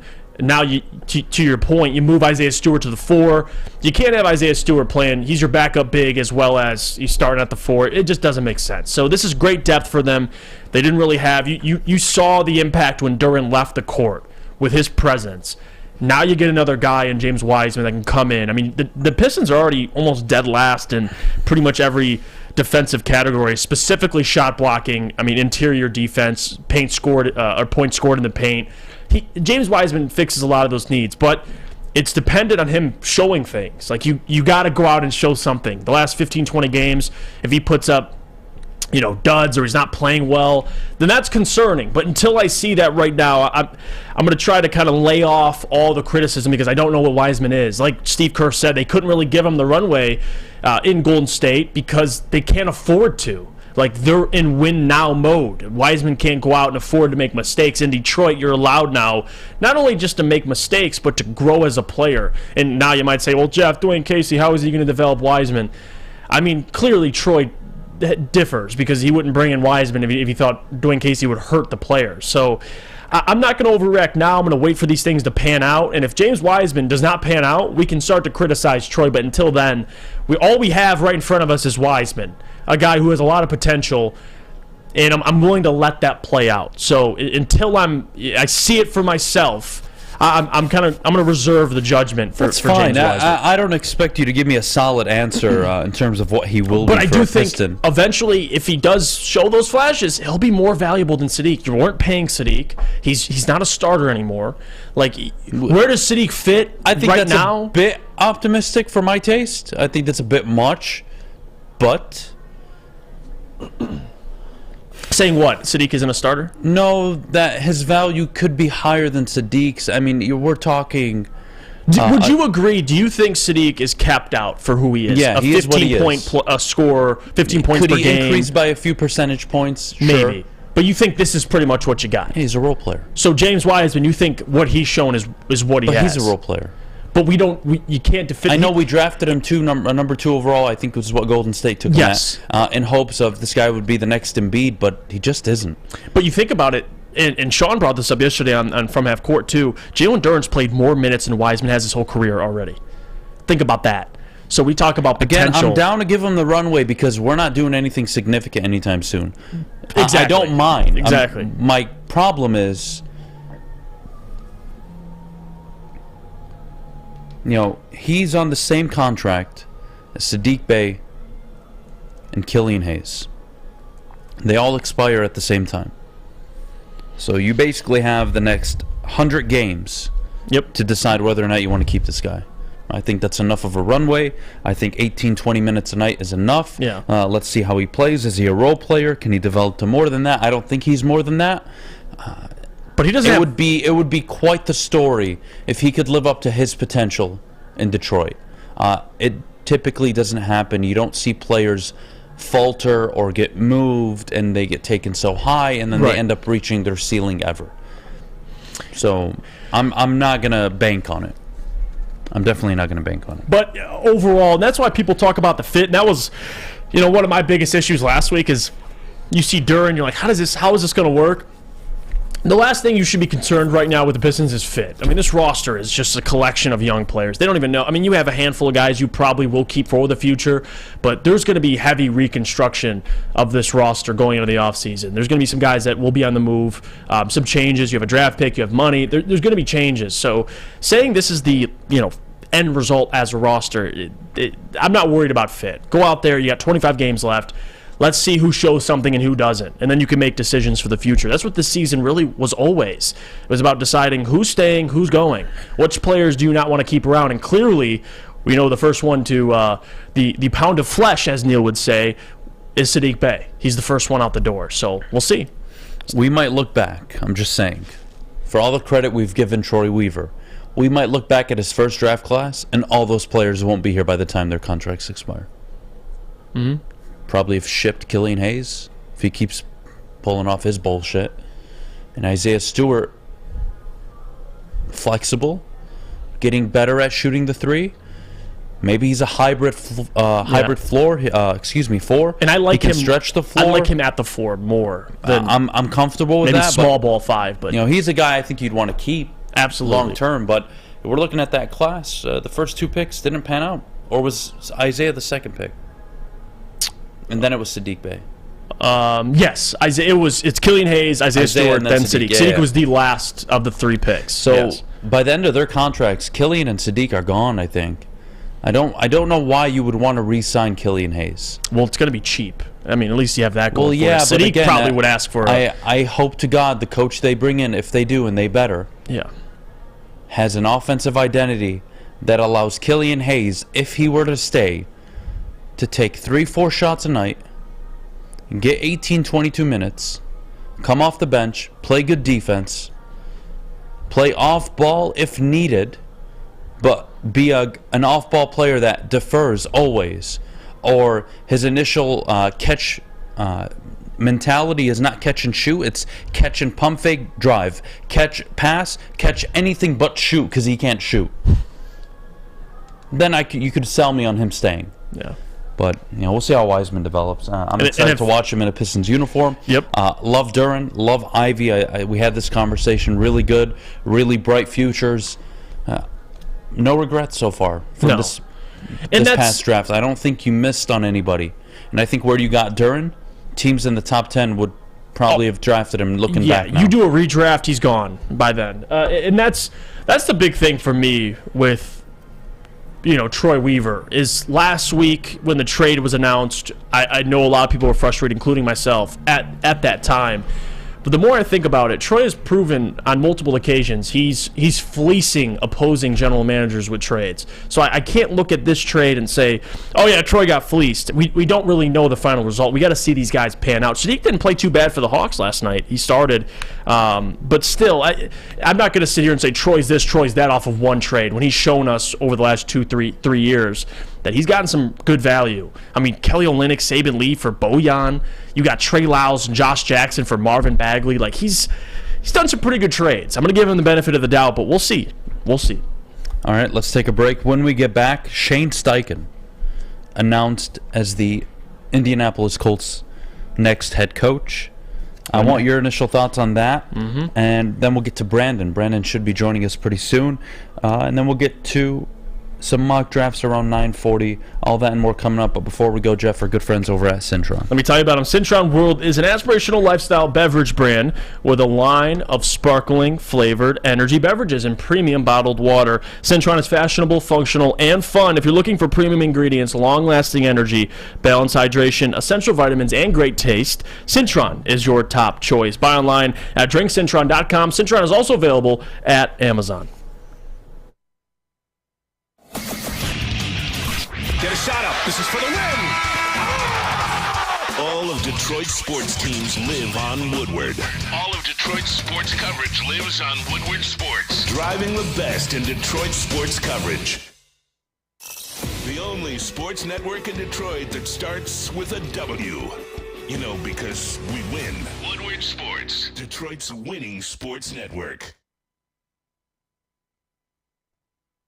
By now you know me, Christina Gennari, as the obvious choice in real estate. And you know my website, soldchristina.com, as your #1 resource for buying or selling your home. Myself, along with my amazing staff, pride ourselves on making your home buying and selling experience a relaxing and easy one. Come see why we are the obvious choice. Christina Gennari at soldchristina.com, the obvious choice in real estate.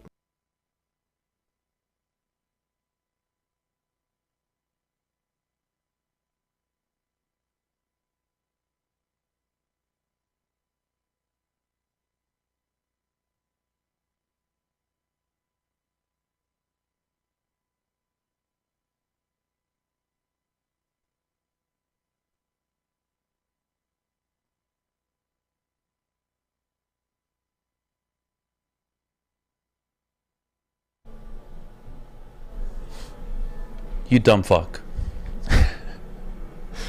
It's all right. Fish is doing everything right now. Hey, up to that point, I was flawless. Shut up. Up to that point, I was flawless. Just shut up. Look who's coming in behind you. Just shut the fuck up. Who is Alex Westfall? Alex Just shut Westfall, up. who? Just shut up. Mike's here. Just shut it. Keep your ass Shut in it. Florida. Just See shut down it. at Disneyland. I've got everybody Just shut covered. the hell up. Just shut the hell up. Holding down everyone and Hold on, everything Fish. here. Hold on. Mike's here now. We're good. Just shut the hell up. We got a TD. We're All right. back here on the Morning Woodward Show live. Shane Steichen announced as the next Indianapolis Colts head coach. Thoughts? First, let's go there. By the way, Eagles might lose both their coordinators. Gannon might go to Arizona. He's interviewing with them, so who knows? But two teams that waited for after the Super Bowl to make a decision. I don't mind the move. I like it. This would be the second time in recent years that Jim Irsay has pursued a Eagles offensive coordinator, Frank Reich being the other one after they won a Super Bowl. They lost this one, but you get Shane Steichen. I don't mind it. I mean, assuming they're going to draft a young quarterback, he's proven him and Jalen Hurts' relationship, it's been more positive. I believe Sirianni has a lot to do with that offense as well. I don't want to completely absolve him, but I don't mind it. If I'm the Colts, I guess you're in a position where you like Shane, you like what he can be. They have a talented roster. They just need a quarterback, so I don't mind it. See, offensively, they had to fix some things. You Defensively, go offensive they got coordinator. pieces. You go offensive coordinator. You go young. I've got a feeling Colts are going to make a move for a quarterback, whether they trade up or stay put.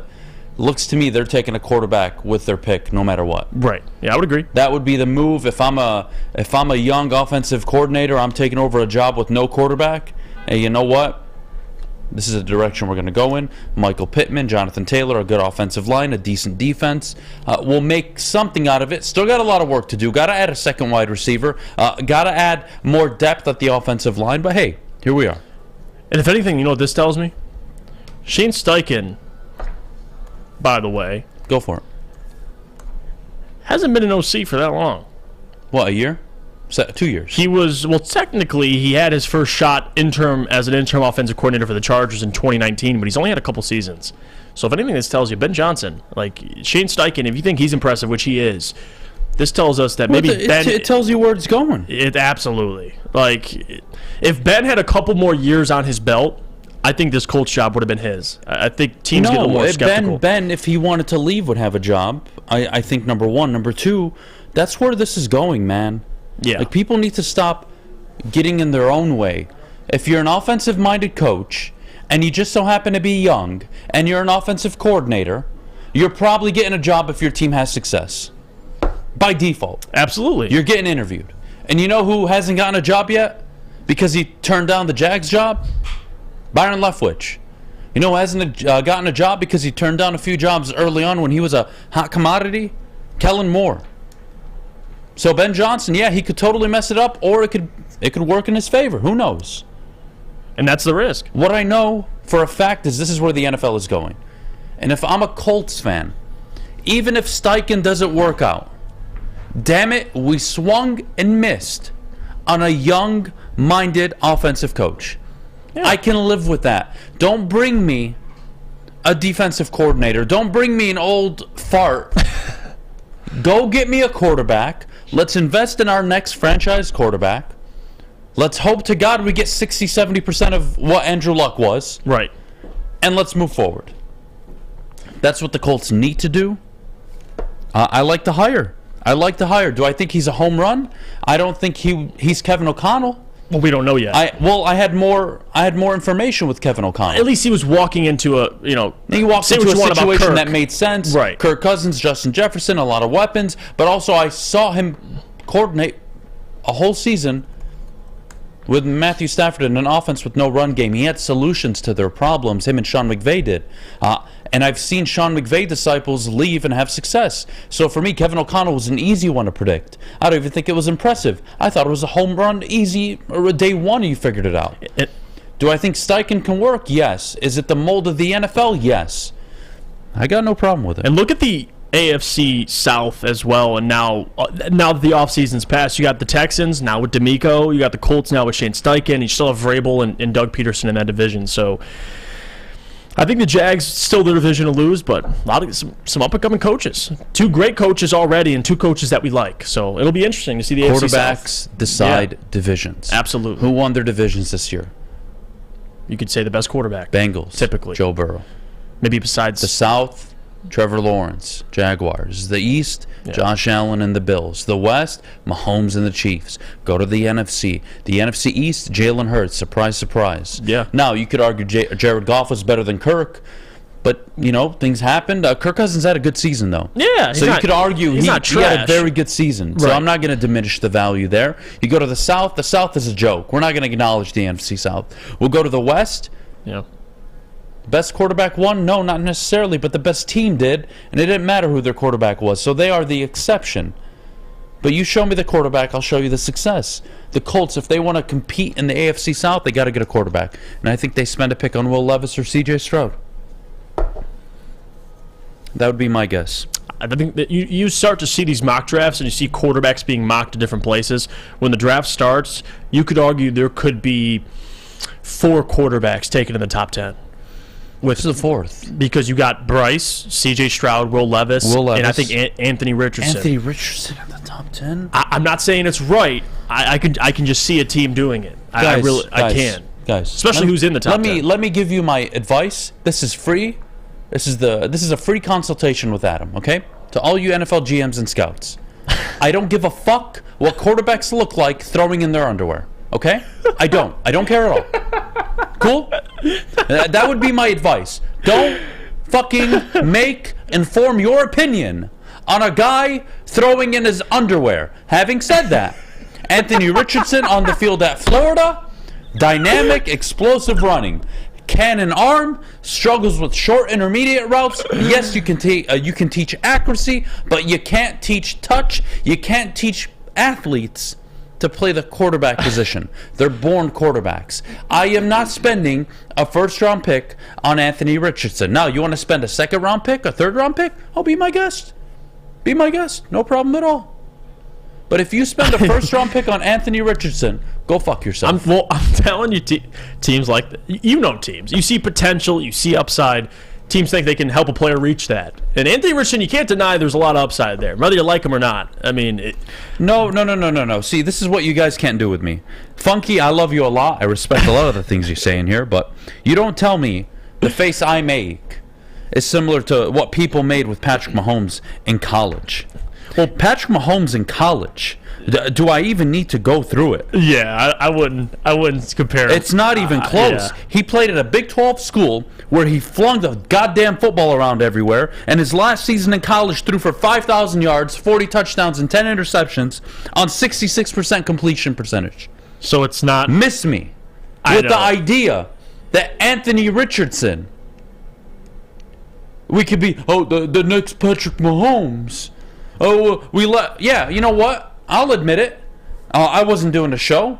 I wasn't doing a show at the time. I wasn't really into sports talk or any of that.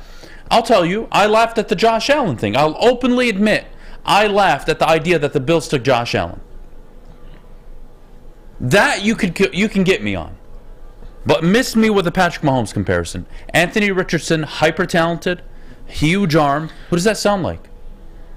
Oh, struggles with completing passes. What does that sound like? Malik Willis all over again? Oof. Please. But at least... Guys, listen to Daddy Adham here. You want to take Anthony Richardson in the first round. When you collect unemployment in 2 years, just remember, I tried to help you. Please stop. Please stop this nonsense. You want to take him early in the second round, mid-second round, no problem. Taking shots on quarterbacks, I don't mind. But if you're going to spend a top 10 pick, don't expect to have a job in the next 2 years. Yeah. If you're going to spend at the end of the first round, you want to get him at 30, 29, 32, pick 2, 3, or 4 in the second round, be my guest. But you want to draft him in the top 10, go fuck yourself. All of you. Mahomes going at pick number 10, by the way, wasn't that big of a deal.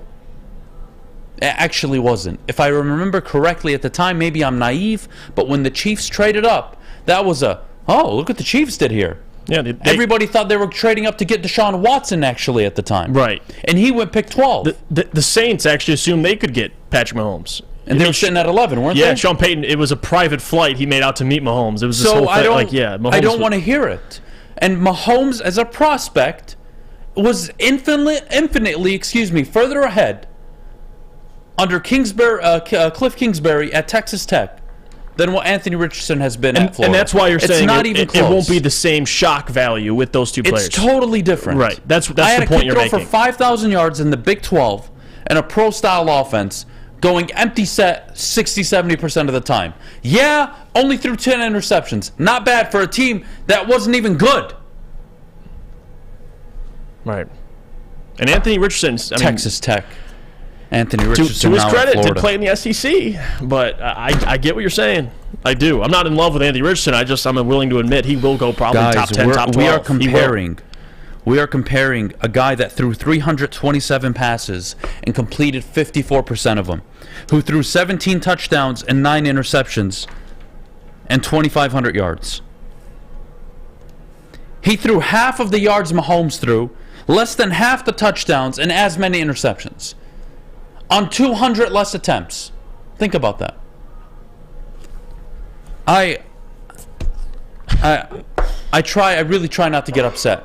We did this with Zach Wilson. We wanted Zach Wilson to be Mr. Underwear throwing off platform boy so badly. Look how it ended up.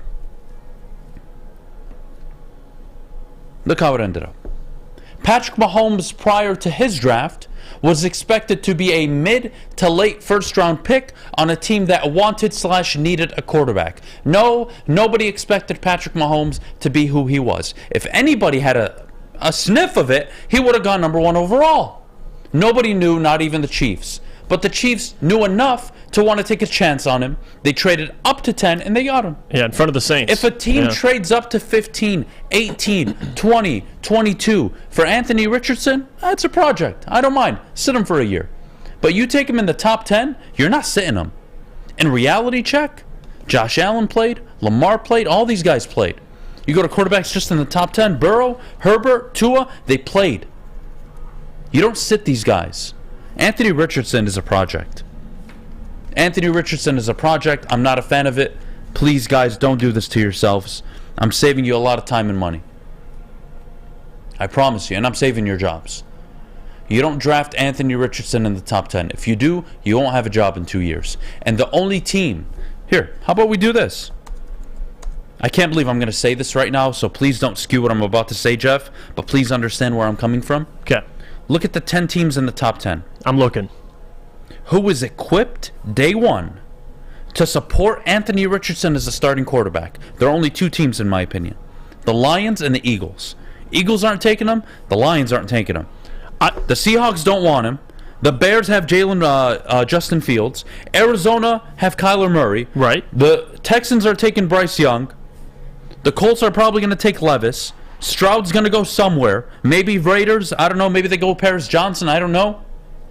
I think Atlanta would be a nice spot. The 10 teams in here. Atlanta? Because you're walking Desmond Ridder? Are they equipped for him to walk in and have success? They don't have a great offensive line. Yes, they have Tyler Algier. They got weapons. Drake London and an injury-prone Kyle Pitts. Still weapons. If you're talking a good situation for a young quarterback, I wouldn't mind Atlanta. I think the Panthers, even though they're probably going to pursue a veteran, but still. He could sit. Let's say the Panthers get a Derek Carr and you draft Anthony Richardson. Jake Wegner says, "I'd love to be a fly on the wall where a scout is selling Anthony Richardson to his GM, and the GM says, I don't know, this guy on YouTube says that it's a bad idea." I wanted to keep my job. Well, you know what? I'm glad they listened last year because a lot of you wanted Malik Willis at number 2 overall. And this is a different. No, it's not. It's a different prospect. You can't say they're the same exact player. I'll say this: he's bigger, better arm, played a more difficult conference, and struggled throwing the ball. Of course, of course. But I'm saying playing against tougher competition, better defenses, SEC defenses. I would give you that. Like Liberty. I'm down for the Anthony Richardson late first round, early second round. Right. I'm game for that. You are allowed to take chances on quarterbacks. I think it should be I think taking a chance on a quarterback should be praised. But when you take him in the top 10, you don't get to miss. This isn't 2004, 2005. You miss, you're fucked. He looks bad for 2 games. Everybody's asking questions. You don't get the time that you used to get when you draft a quarterback. I'm not a fan of it. I'm not a fan.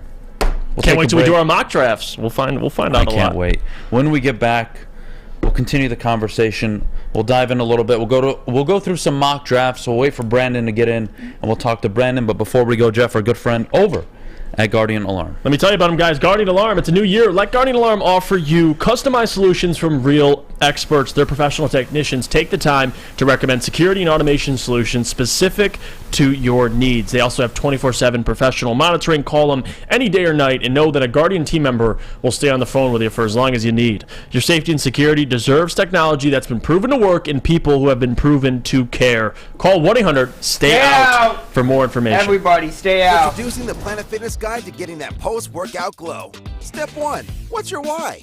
More epic energy? Better sleep? Blow off steam? Step 2. Join Planet Fitness for just $10 a month and get moving in our clean and spacious clubs. Step 3. Bask in that post-workout glow.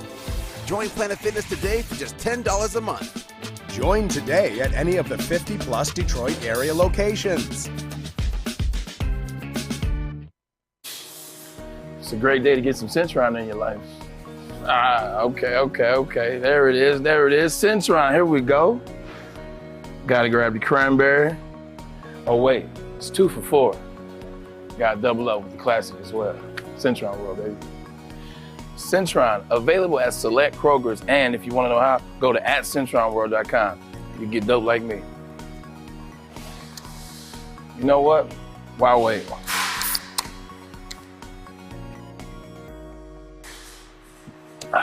Great taste, guaranteed.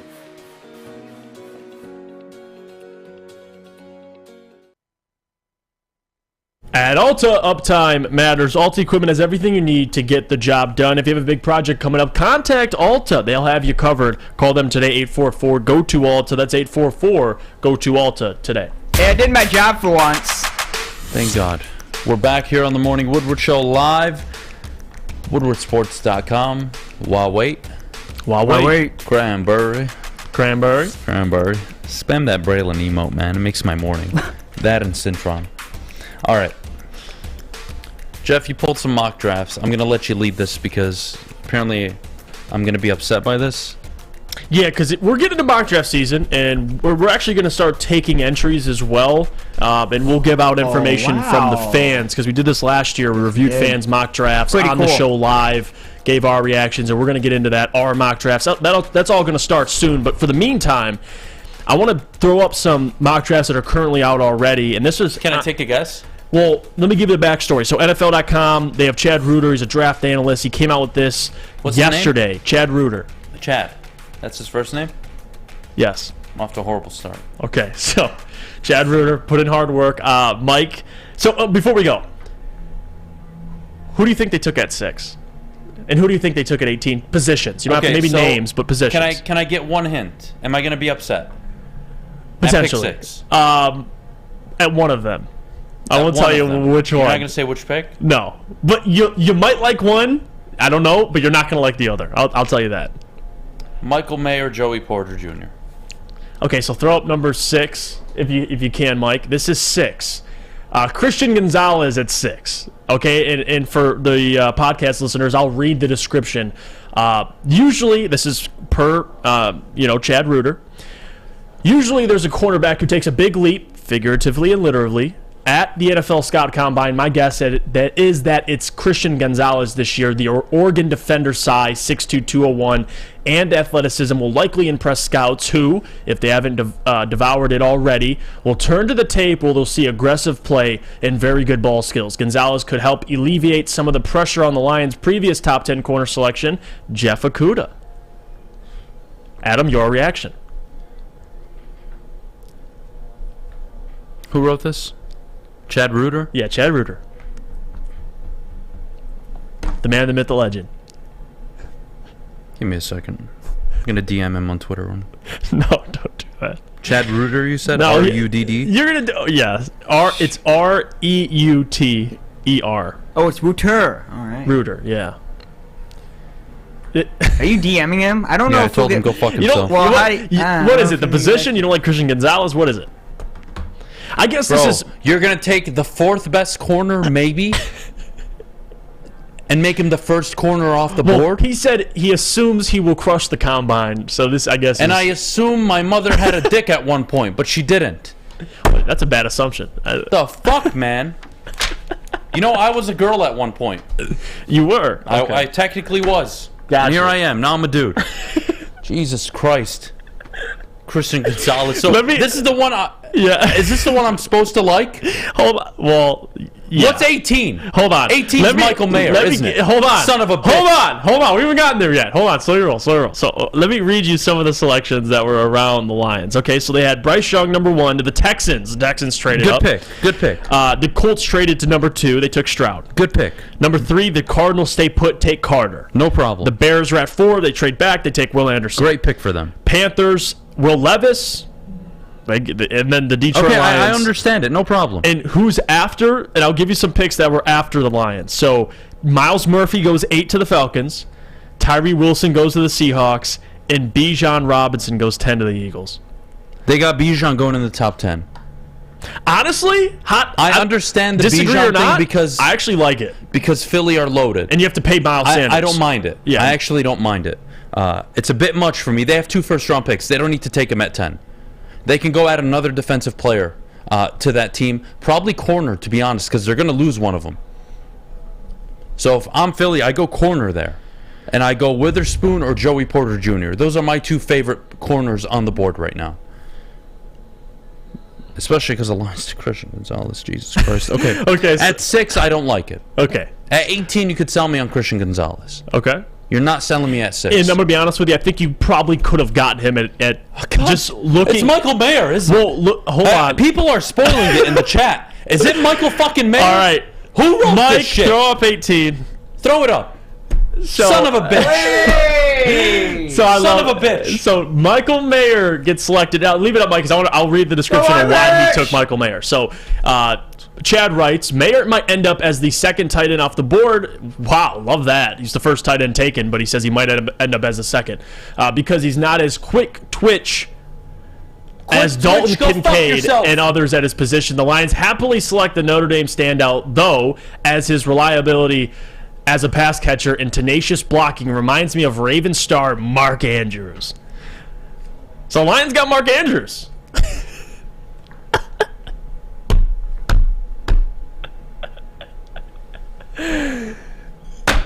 Come on. Hey, Mark Andrews. Mark Andrews? One of the best. See, Jeff knows one of the best. How do you not? Adam, where's he from, by the way? Mark Andrews, Adam, baby. where's Michael Mayer from? You know what? I'm going to make Where's a he from? proclamation. Okay. You from Every Chad? national pundit / writer that has the Detroit Lions taking a tight end in the first round, I am going to make an effort to donate $5 to a charity of my choice. Oh. Per mock draft, along with sending them a DM telling them to go fuck themselves. Wow. Okay? All right. That way I can be angry and get my rage out and also do something good at the same time. Where okay? do you have a charity in mind? I don't. Oh, okay. I don't. I'll think about that later. Okay? So this is the most. And this is gonna make your head explode. And please. Let me explain. As if it's not exploding already. No, let me explain who went after 18. You ready for this? Oh, Joey Porter Hold Jr. on. Go. Fuck me. I know what you're gonna do. 18 the Lions pick. 21 the Chargers pick. They take Joey Porter Jr. 22 the Giants pick. Who do they take? What? Devon Witherspoon, baby. My 1 and 2 corners. Again, it's my board. You don't have to agree with me. That's fine. I didn't agree with you when you said Malik Willis and Kyle Hamilton should be the number 2 overall pick. We can all have different opinions. No problem. Go fuck yourself. The number 1 and 2 corners on the board go 21 and what? 21 and 22, you said? Yeah. We take 1 at 6. Yeah. And then we get a tight end at 18. Fuck my life. How about we take a linebacker? Did the linebacker go? What's his face? Trent Simpson. Did he go? So he went 26 to the Cowboys.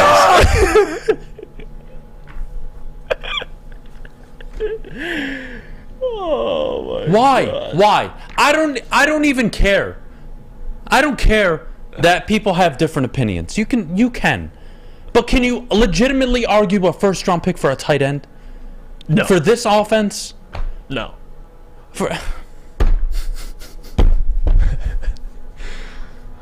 Yeah, that is. Chad failed the assignment. Respect it; it's his opinion. But if you're talking about someone like we talk about this team all the time, Christian Gonzalez. Maybe we'll see how the combine. What happens at the combine. Maybe you can make an argument for Gonzalez, but Michael Mayer at 18. When seeing who was taken after him, that's a hard one. So.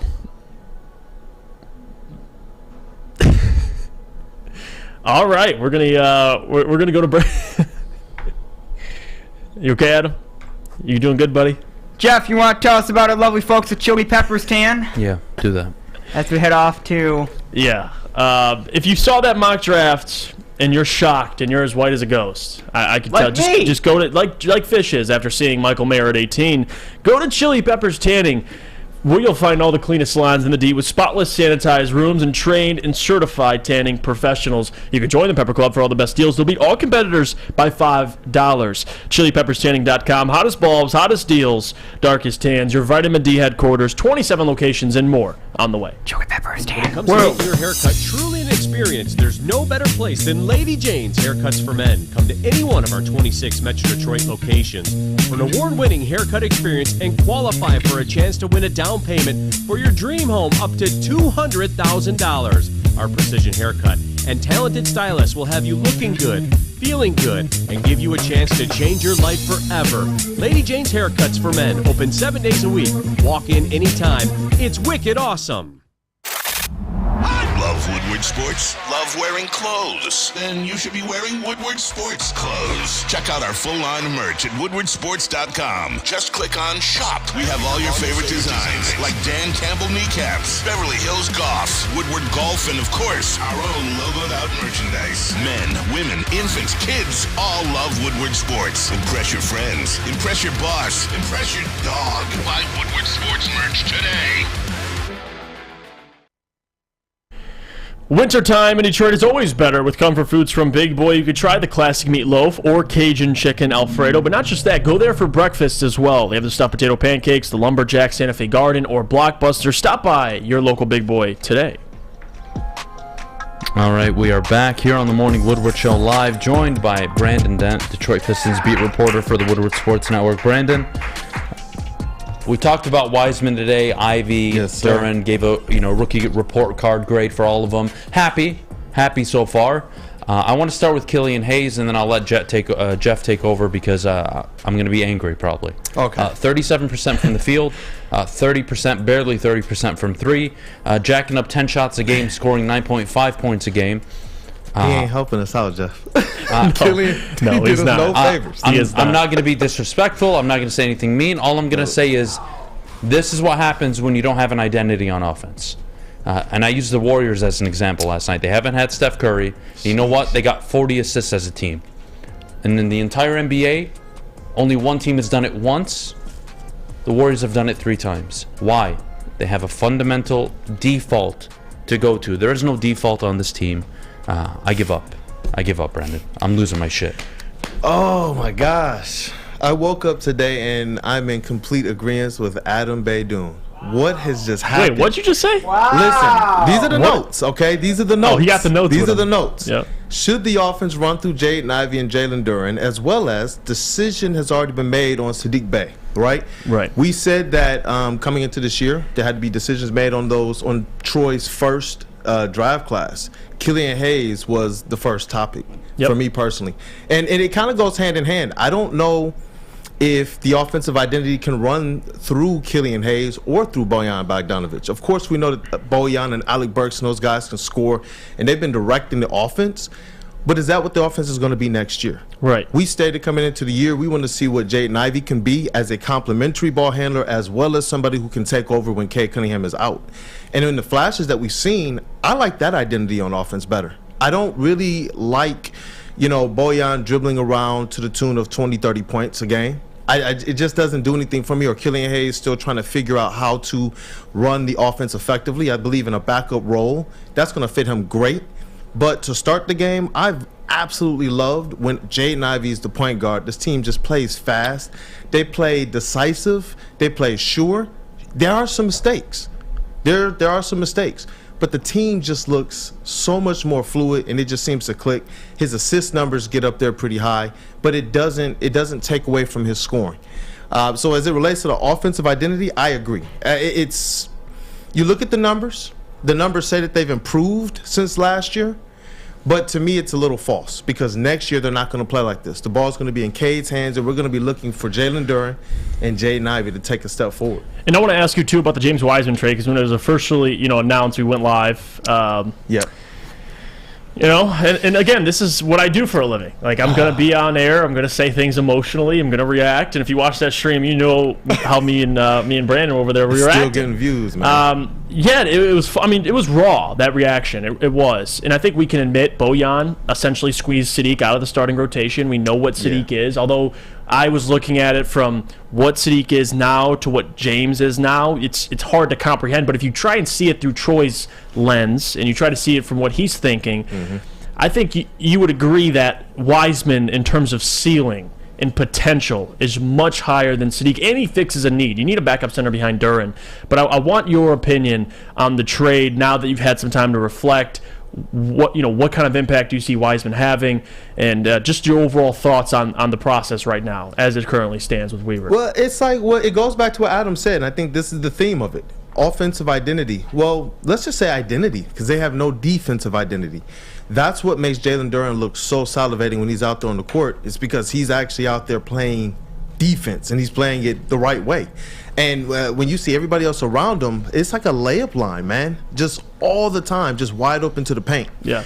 When you get a James Wiseman, I see Troy trying to fix two things. On one end, an offensive-minded center who can stretch the floor a little bit if that shot's falling, as well as, have you seen him get busy with the handles a little bit, get into the mid-range? He's shown some flashes. Flying. So the potential, if that part is there, awesome. I consider that the plus.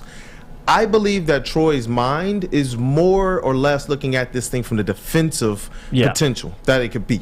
Can you imagine? So his offensive profile allows him to play the 4, even though he's supposed to be a center.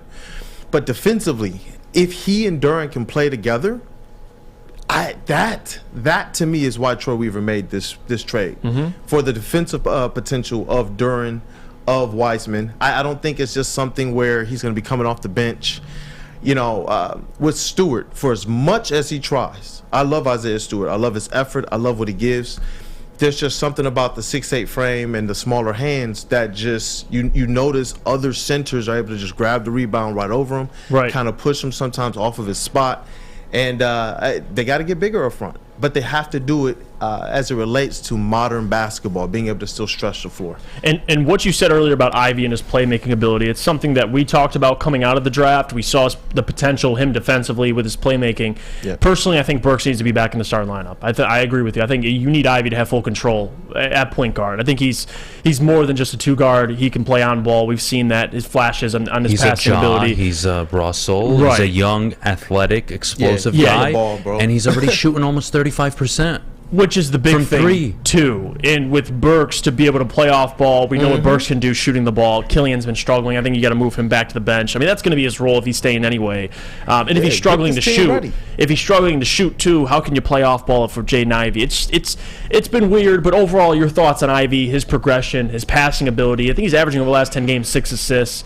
Just your thoughts on him, and maybe the potential idea putting Burks back in that starting lineup, because that's something I've been advocating for. I agree. Yeah. I'm serious. The next article that's coming out is about this team's offensive identity. Don't get tricked by the offensive rating being high. Don't get tricked by their free throw, leading the league in free throws and things of that nature. It's not the way that they're going to play next year. It's not the way that this team is going to play when Cade is healthy. Right. I want to see that identity. I don't want to see this team crater when Cade's out the game either, or when he gets hurt or something of that nature.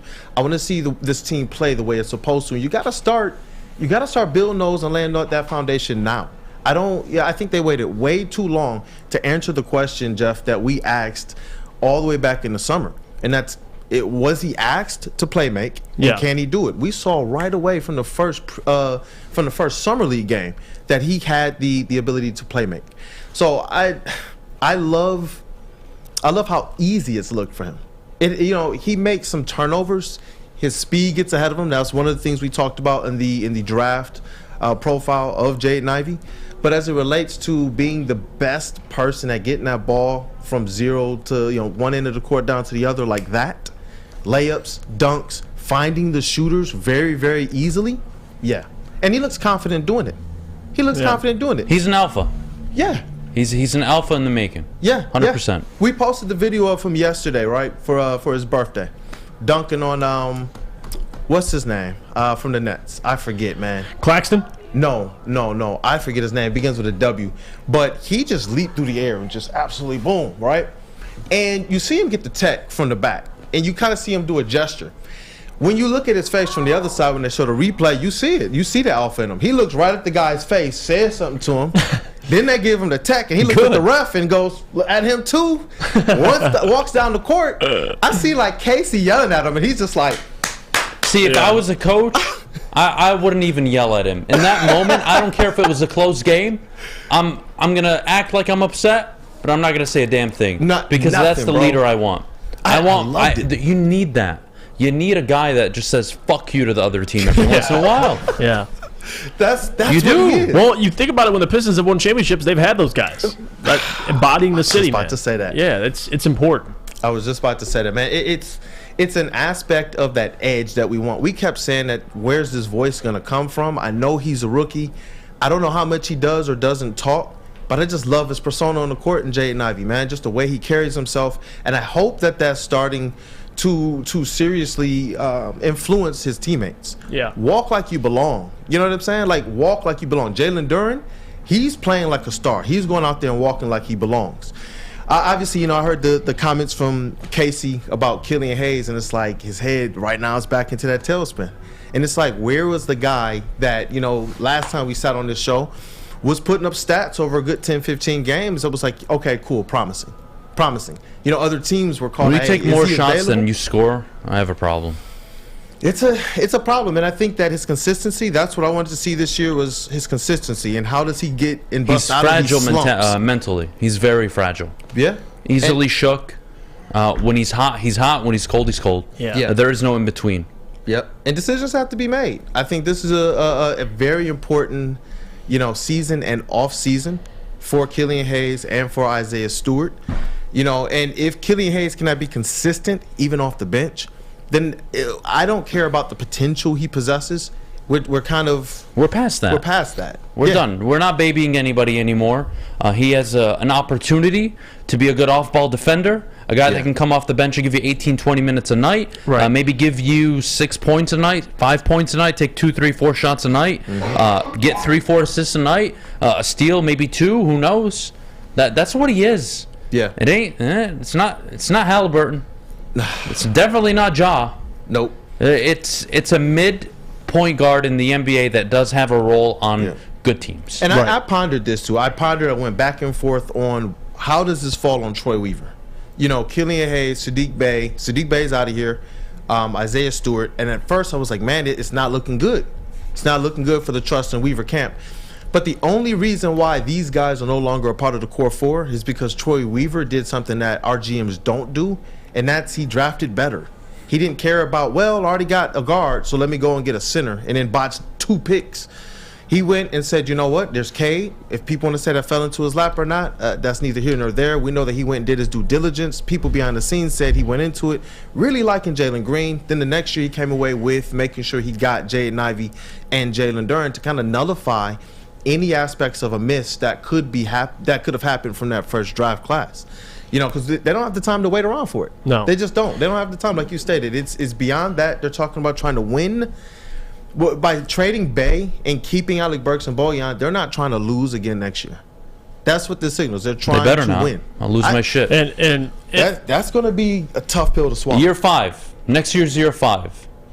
You know the process? By year 5, they won 52 games. But we agreed on this. This is technically year 3 because of Cade. I'm with you. I'm just bringing it up. This is technically year 5 since they started shitting the bed.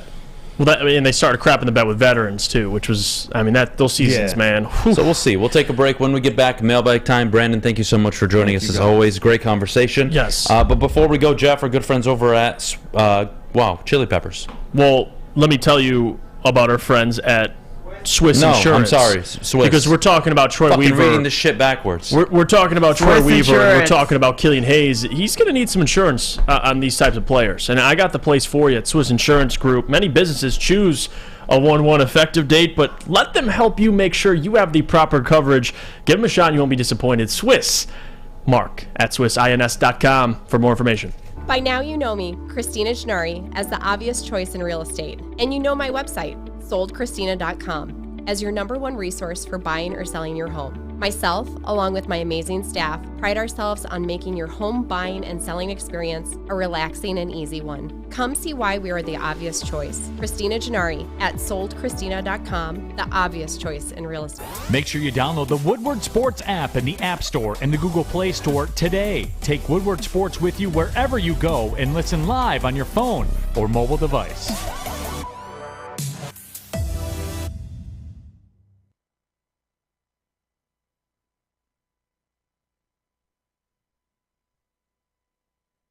Back here on the Morning Woodward Show live, woodwardsports.com. As always, Fish, God bless you. You can blame me. I'll take the blame. I'm not going to do it. We're going to move on. We're going to be civil men.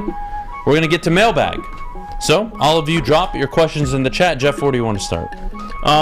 Let's start mailbag. What do you think of the Lions' record will be in 2023-2024? You want an official record prediction? Oh, way too early record prediction? Way too early. I think at worst they're 9-8 again. I think the worst they can be is 9-8. They should get 10 or 11 wins. I love this. It's not really a question, but it's a comment. I love this comment. Pistons fan. Easy said Mathurin is a great 3-point shooter, and Ivey's bad. Ivey's shooting 2% better on the year.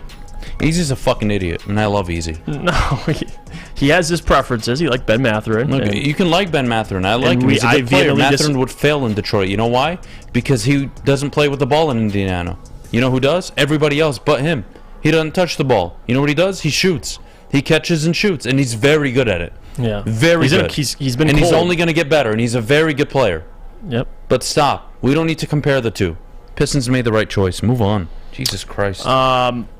Next question. What do we got? Mailbag. Is this a concern that the 2 DBs from the Big Ten we want the Lions to draft didn't really play against good passing games before the one team, aka Ohio State? Say that again.